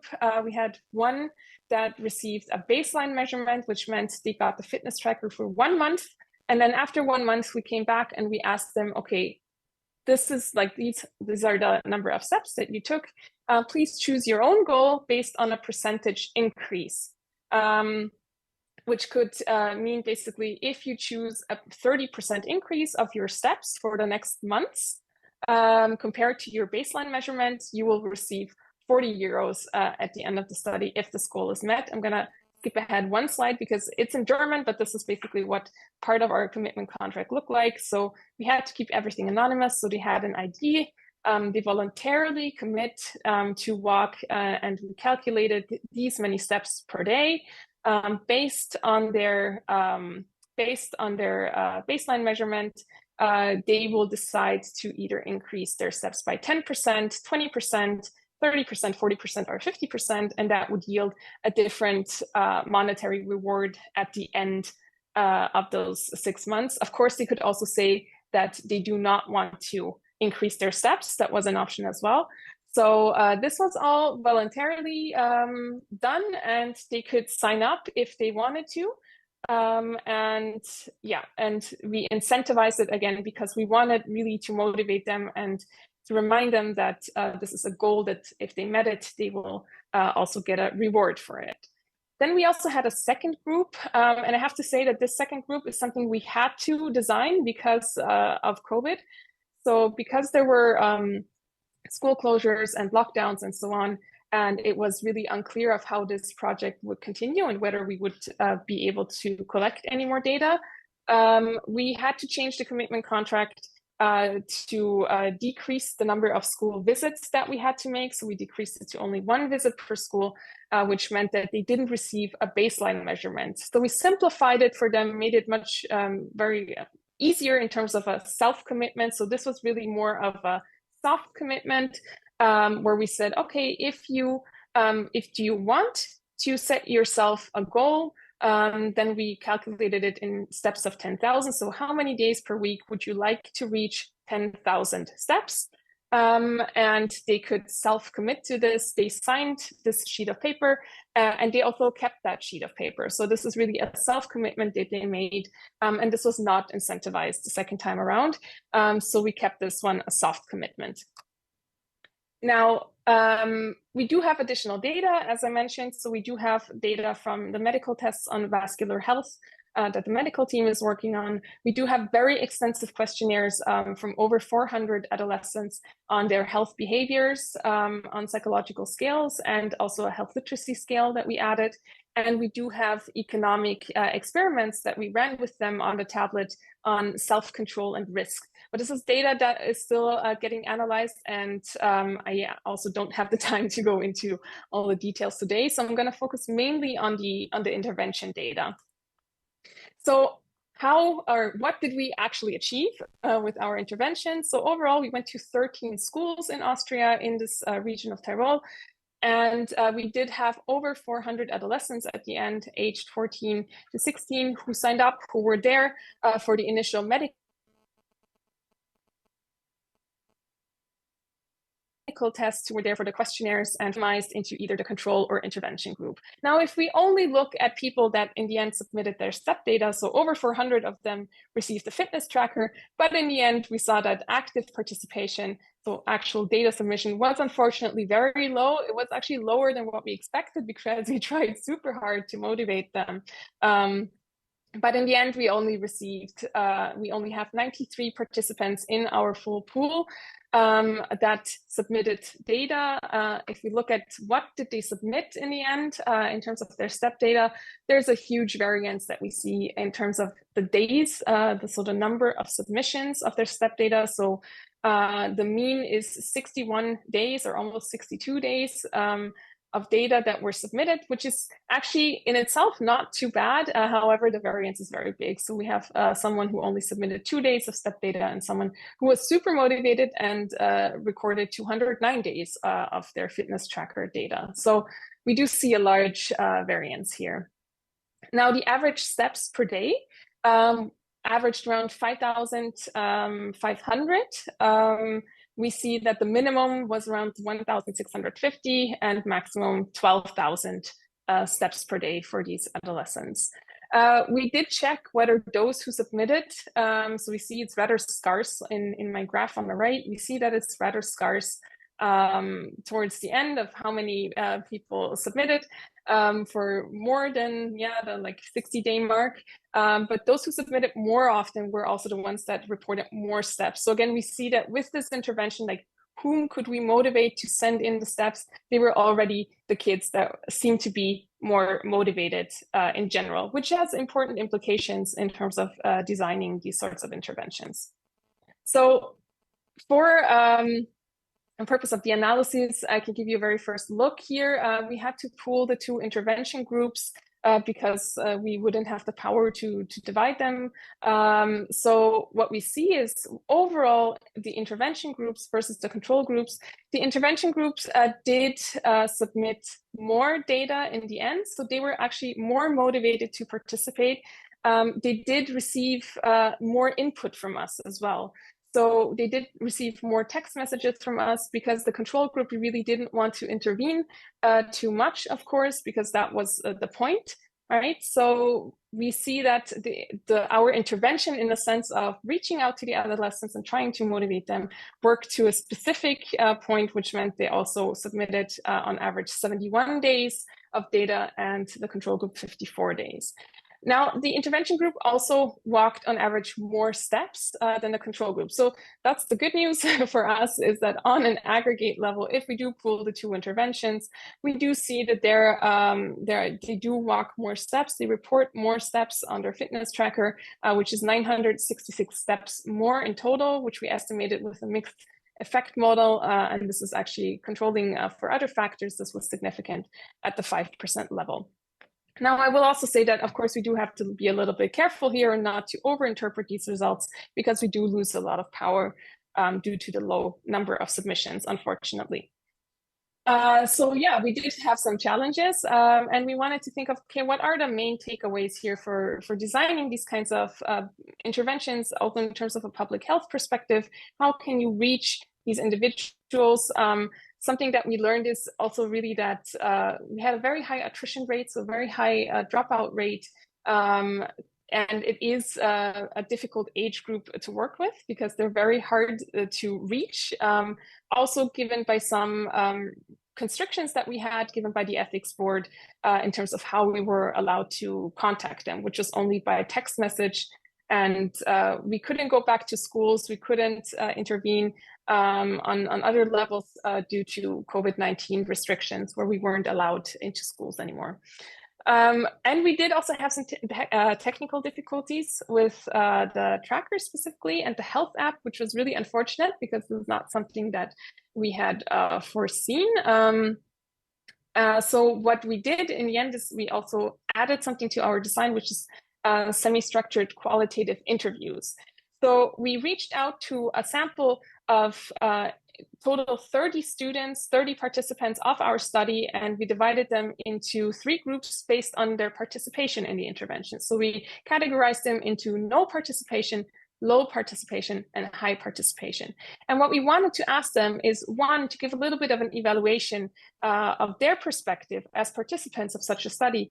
What worked for them? What didn't work? Do they have any suggestions? What interested them? Why did they participate? Why did they submit? Why didn't they submit? And the second part was really trying to get a little bit more of an in-depth answer for their motivations for physical activity and exercising overall.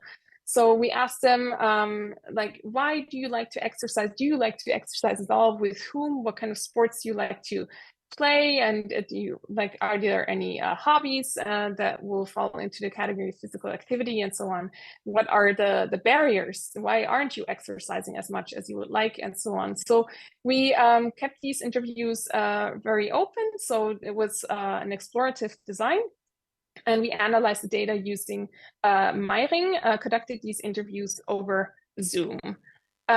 Give you a very, very brief overview, also for sake of time, is we asked them why were they motivated to participate, and they actually all said, well, we will have a bias here as well, us asking them why they wanted to participate. They were interested in knowing more about their own health data. They were interested and curious about the step count. They were interested in what the fitness tracker would do. So it's not that the fitness tracker didn't interest them. It did interest them. However, they also lost interest pretty quickly. So it's not something that grabbed their attention for such a long span of time, which 6 months as an intervention is a really long time. And then again, a lot of them said it was just too much effort for them. So also charging the fitness tracker and so on. So it was interesting for like a week or two, but then they actually decided that it wasn't as interesting anymore. And the technical difficulties with some of the trackers on the app were actually leading to quite some frustration on their part, also on our part. So overall, their motivation for exercise was quite high in terms of, they said they liked exercising with their friends or in groups. It's really more of a group and a fun activity for them. Very few of them were competitive or named competitive reasons. And we had some that named reasons in terms of beauty and body type that they would like to acquire by exercising more.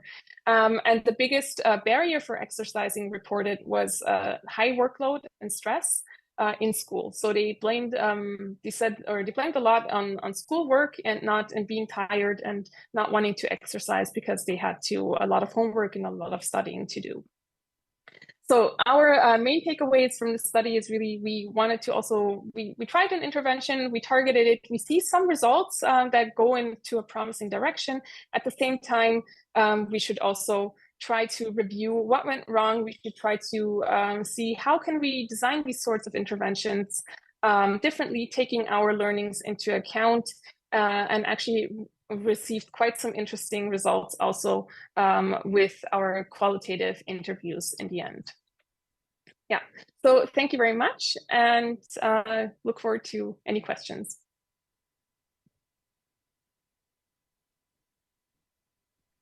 I remembered sooner this time. Thank you, Claudia. That was a really interesting talk.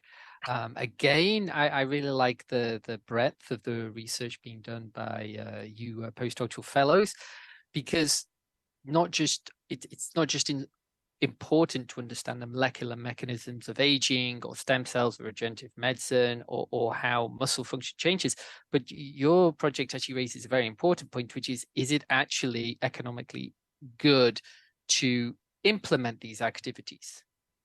I've seen many situations where startups don't exist, not because they don't have anything great, but it's just not economically viable to take. You know, you could have the best cure in the world, but if only 1% of the world can afford it, is it really worth the investment? Are you actually having the impact that it could have? So I really like what you're doing here. I'm going to start. There is a question already from YouTube, but I'm going to take a chair privilege here, and I'm going to ask a question. So you had a limited number in your cohort, maybe because of COVID and other complications. But from it, do you think you could have enough to actually balance, for example, the amount of positive effect you had versus the incentives versus the possible reduction in long-term health problems? Is it worth it, for example, to buy just all the youths in Teruel free ski passes so they go skiing all the time? Is that actually going to be cheaper than the long-term health problems? Now, part of me thinks yes. Part of me hopes it's yes. Part of me thinks sport and physical activities, there should never be a financial boundary to stop people doing things which they enjoy, brings them happiness. Just where you've got the physical health as well as the mental health from sport. There's these aspects. So I just wondered whether you had any kind of direct result or inclination into this. Like, how much of an incentive is it worth healthcare systems to provide to keep people active versus the cost of treating them if they are less active? So I think what we see overall from like all the literature combined is really that preventative programs are the way to go. So we do see that prevention works and should be much more heavily incentivized and should be facilitated for all population groups, whether that's free skiing passes, which would work very well where I'm from, obviously, but other kinds of exercise programs as well. So definitely, we do see that prevention is an important factor here. Just based on the data that we've collected now, I think the power is too low to make any specific implications, draw any specific implications from that.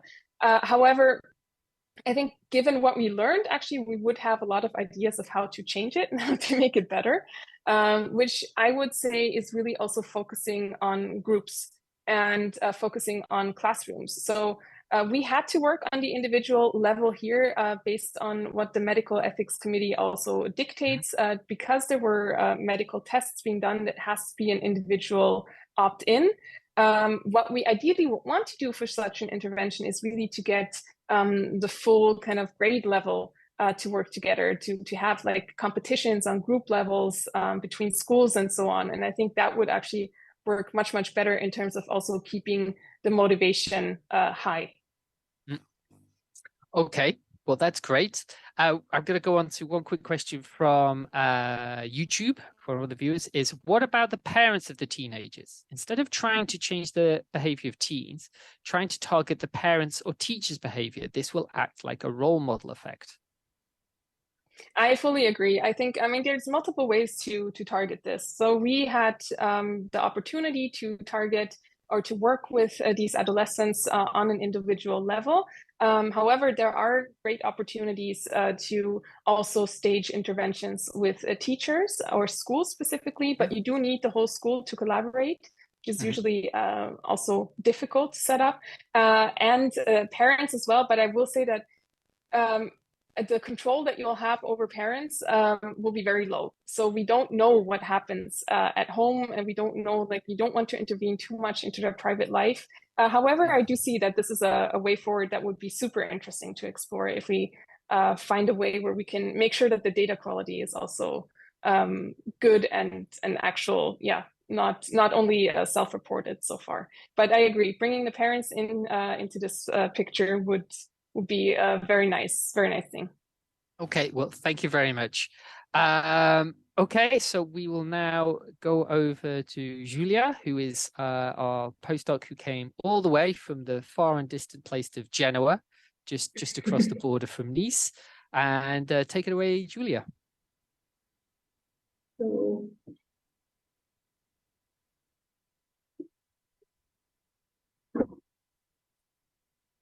okay, can you see the presentation? Okay.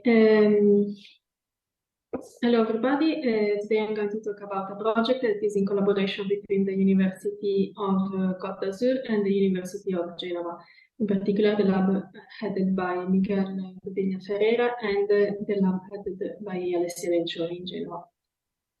Specifically, I will focus on my work here at the University of Genova. The project is entitled The Role of Cigasting in the Aging Tumor Microenvironment. So, as you probably know, cancer is a disease of the adult age. More than 90% of cancer are diagnosed after 50 years. But why we see so many cancer in the old age? Probably is due to the accumulation of both cellular tissue and systemic damage. At cellular damage, indeed, we observe an accumulation of DNA mutation, telomere attrition, mitochondrial dysfunction, and loss of proteostasis. At the tissue level, we see an accumulation of senescent cells and chronic inflammation.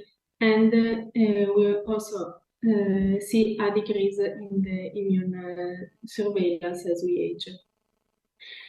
Several mechanisms are already being studied, but the molecular mechanism driving tumorigenesis during aging is still largely unknown. So here at the University of Nice, I'm using the premature aging model of telomerase mutant zebrafish in order to try to dissect better this mechanism. Why zebrafish? Because zebrafish is a small vertebrate that resemble many of the human phenotype. Zebrafish has a rapid development already at 2 days, as showed all the organ completely formed. It has a short life cycle of 2-3 years. It shows high rate of proliferation, external embryo development, and is an organism that is easy to manipulate genetically.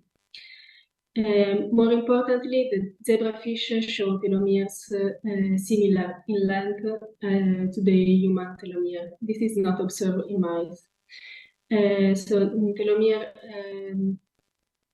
of zebrafish and of human are an average of 12-14 kilobases, and they shorten along with age. Here we use a premature aging model that show that as the telomerase mutated and similar to the human telomeropathies, show shorter telomere already at birth, and the telomere are shortening earlier during life, earlier but not faster compared to wild type. All the earlier shortening of telomere is accompanied with an anticipation of the aging phenotype. As you can see here, an old fish of 2-3 years shows this cachectic phenotype that in the third fish we observe already at 1 year of age. This is also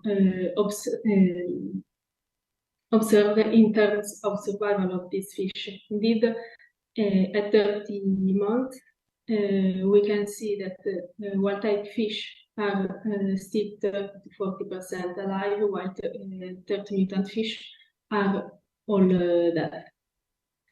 Some of the phenotypes that are anticipated in the telomere mutant fish are reported here in this table. So we have a reduction in the fertility, an anticipated inflammation of the gut that results in gut disruption and dysbiosis, and for example, the reduction of weight of the fish, represented here by fat loss and cachexia.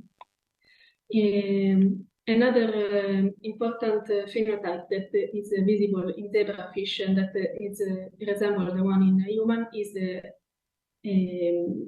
the spontaneous arousal of tumor while the fish age. And this phenotype, as other phenotype, is anticipated in the third fish, therefore making this model an ideal model to study tumor environment in an aging background. If we look at the transcriptional signature of the different tissue in aged fish or prematurely aged fish, we observe a decrease in some pathways such as glutathione metabolism, oxidative phosphorylation, and adipogenesis, but we also see an increase in the apoptotic signaling and an inflammatory response. Specifically, we see an increase in the interferon response. One of the main mediators of the type 1 interferon response is the SIGA-STING pathway. SIGA-STING pathway is part of the adaptive immunity and is usually activated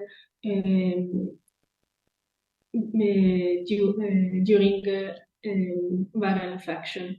SIGAS recognize the viral DNA in the cytoplasm and activate the phosphorylation, activate STING that in turn activate a phosphorylation cascade that lead to the phosphorylation on IRF3, the IRF3 dimerization, and the transcription activation of type 1 interferon response. It's known that SIGAS can also recognize self-DNA coming from disrupted mitochondria that leaks mitochondrial DNA, macronuclei, and also tumor cells. In recent years, the role of SIGA-STING pathway was also involved in the senescent signaling.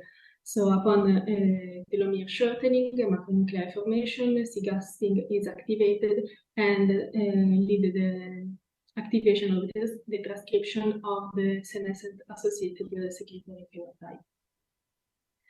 In a tumor, the SIGA-STING pathway has a double role. First of all, was identified as a tumor suppressor mechanism. Indeed, SIGA-STING pathway can be activated in tumor cells or in the dendritic cells, and this activation will lead to the activation of the adaptive immunity through T cells and NK cells and the restrainment of tumor growth. Moreover, SIGA-STING pathway has been related to the activation of autophagy, and the extensive activation of autophagy by SIGA-STING is able to induce cell death and therefore again restrain tumor growth. In line with this, we observe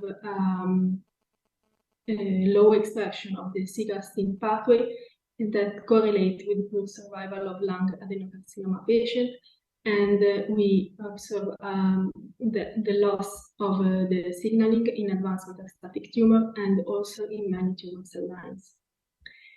Contrary to this, there are also some functions that lead to the protumorigenic role of the SIGA-STING pathway.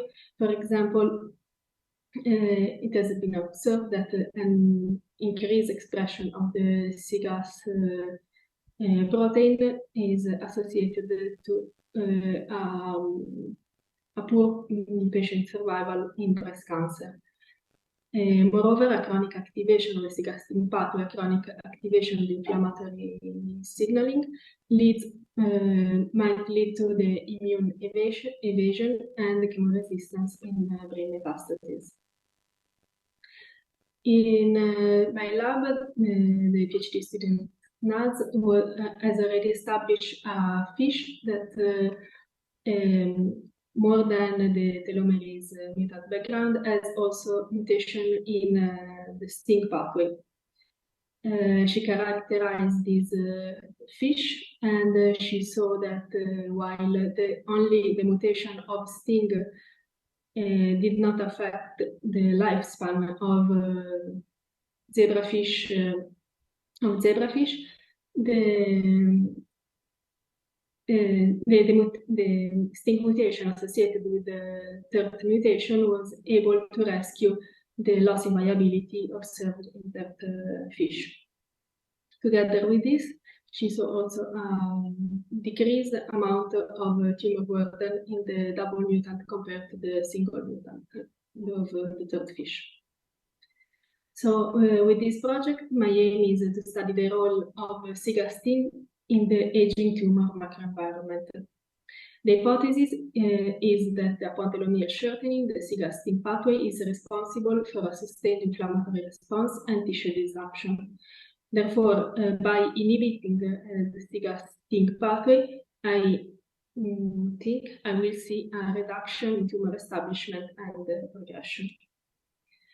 As an experimental model, I'm using a model that was already established in the lab and published in 2020, in which tumor cells are injected in larvae of zebrafish in the perivitelline space, and 5 to 7 days post-injection, the tumor growth is quantified at the site of injection and also in the caudal hematopoietic tissue, that is the first, the primary site for metastasis. So first of all, I want to address how SIGA-STING pathway affects tumor growth in radiation-induced senescent microenvironment. In order to do this, I irradiated the larvae at 2 days post-fertilization, and then the day after I injected the tumor cells. Together with the injection of tumor cells, I also treated the larvae with the enzymatic STING inhibitor of STING, H151. As you can see, the radiation indeed produce a p53 response and senescent signaling highlighted by the increase in p21 and p16 in the irradiated larvae. This irradiation was also able to increase the inflammatory signaling and the release of interleukin-1 beta. The administration of the STING inhibitor then was able to reduce the inflammation due to radiation.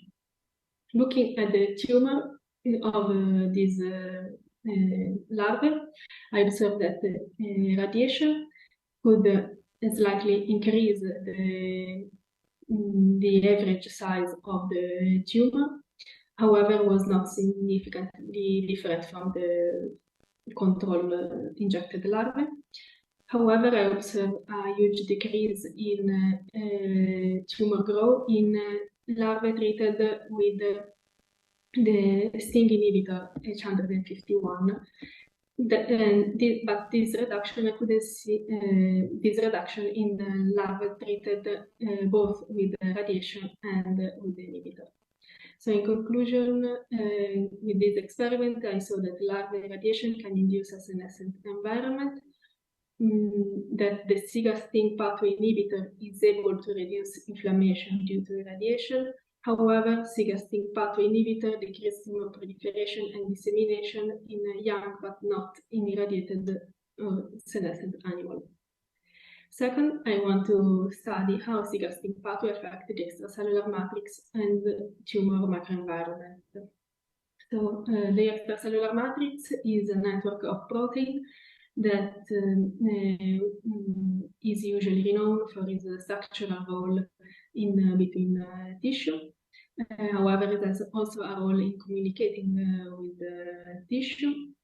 And the main cellular component that secrete the extracellular matrix are fibroblasts. Fibroblasts secrete both elastin, collagen, fibronectin, and proteases that shape the extracellular matrix. As we age, also fibroblasts age, and they decrease their cellular proliferation and modify their secretion of the matrizome. These lead to the extracellular matrix disruption and predisposition to cancer. So here I want to study the effect of the 4 genotype, wild type, 30 mutant, STING mutant, and 30 STING mutant in the development of tumor. In order to do this, I derived the fibroblasts from the fin of the fish of this genotype. I grow them in vitro, and after a few days, I look if they were maintaining the same genotype associated, the same molecular pathway associated with their organism of origin. And indeed, I observed that the third-derived fibroblasts were expressing more phospho-H2 gametes, that is a marker of DNA damage, and they were also eliciting the p53-p21 pathway. This was not observed in wild type and STING the fibroblasts. And interestingly, I saw that in the double mutant there was an increase in phospho-H2 gametes, meaning DNA damage, but there was not an p53 activated p53 response. So by injecting these fibroblasts, I want to prime the larval microenvironment and to see if they would affect the tumor growth. In order to do this, I'm injecting fibroblasts 2 days after 2 days post-fertilization, and then the day after I'm injecting tumor cells. So here I'm going to present you some primary data in which I use free GFP larvae, so larvae in which the vascular system is marked by GFP, and I injected only wild-type entered fibroblast, the red signal. As you can see, 5 days post injection, I saw fibroblasts both at the site of injection, but also spreading around the body of the larvae. In a second experiment, I saw that I have used the P16 GFP fish. P16 is marker of senescence. And so if my fibroblasts would induce local senescence, I would see an increase in the GFP signal. After the injection of fibroblasts, I saw that fibroblasts were migrating to the caudal part of the fish. So zooming into the caudal part of the fish, I saw that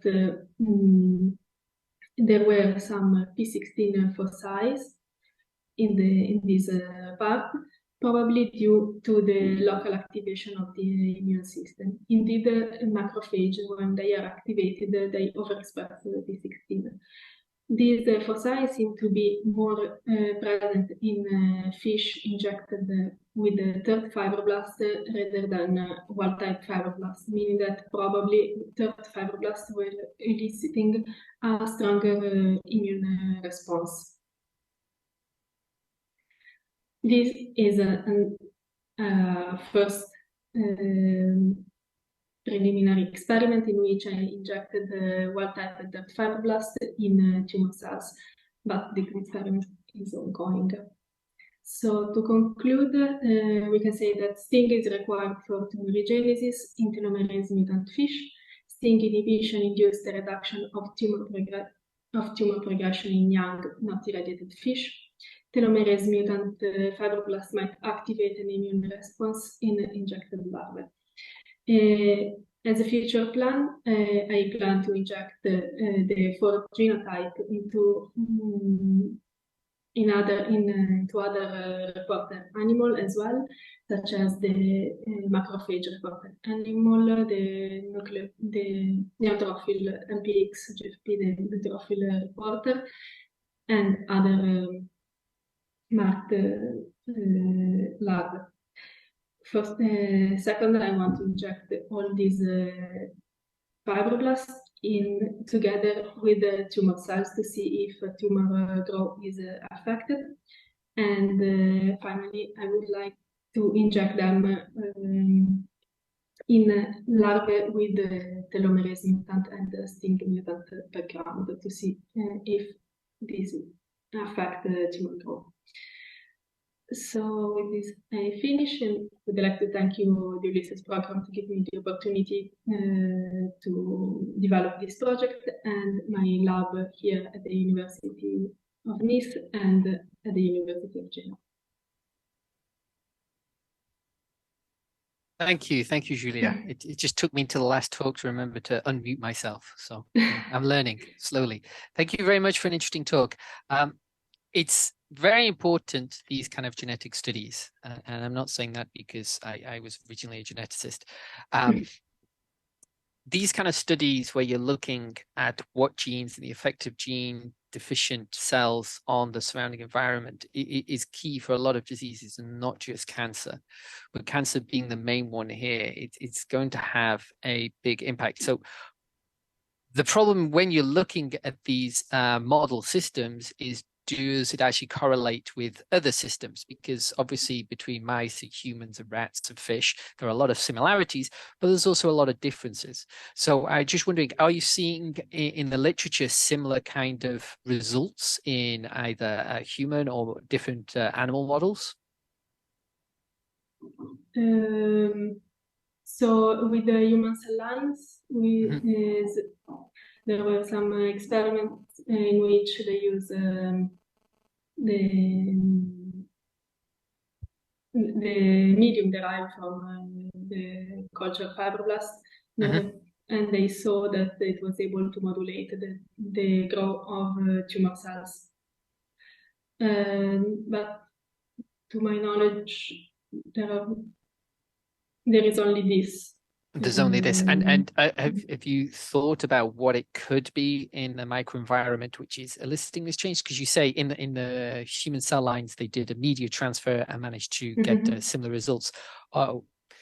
How and I know this is extremely difficult because I've tried to do it myself in the muscle environment as well. It is extremely different to do, but are you thinking of some mechanisms that you could try and identify this, particularly when you're discussing into the immune infiltration and the immune response to it? Are you considering things like imaging mass cytometry and these kind of techniques to be able to look at both visually and spatially all the key proteins in a region? Because one of the big benefits of zebrafish is they're pretty much transparent. Yes, I'm going to use this reporter line of fish in which we can follow the GFP as meaning of maybe macrophage activation, neutrophil activation, and in order to see if we have a local activation case. And at the beginning, you showed as well between the TERT knockout and the CGAS sting, right? Double knockout, that they managed to the sting knockout managed to recover the life expectancy of the fish with the TERT. That's right at the beginning. Yes, there we go. Thank you. Yeah, the TERT sting normalizes it. Have you looked in these? Can you cultivate these cells? Yeah, and then look at. Could you then maybe do some mass spec or something to see what differences you could find, or maybe some 2D gels and comparative mass spec to see if there's any significantly produced compounds or metabolites being excreted to explain it? Yeah, actually we are deriving fibroblasts from the fin of these fish, and yes, it might be interesting to see if that's a possibility, because these kind of these kind of things being released, it's you could get lucky, you could hit something, or you could not get it, because obviously you can only really detect big differences between the two situations. But I just wonder whether it's there.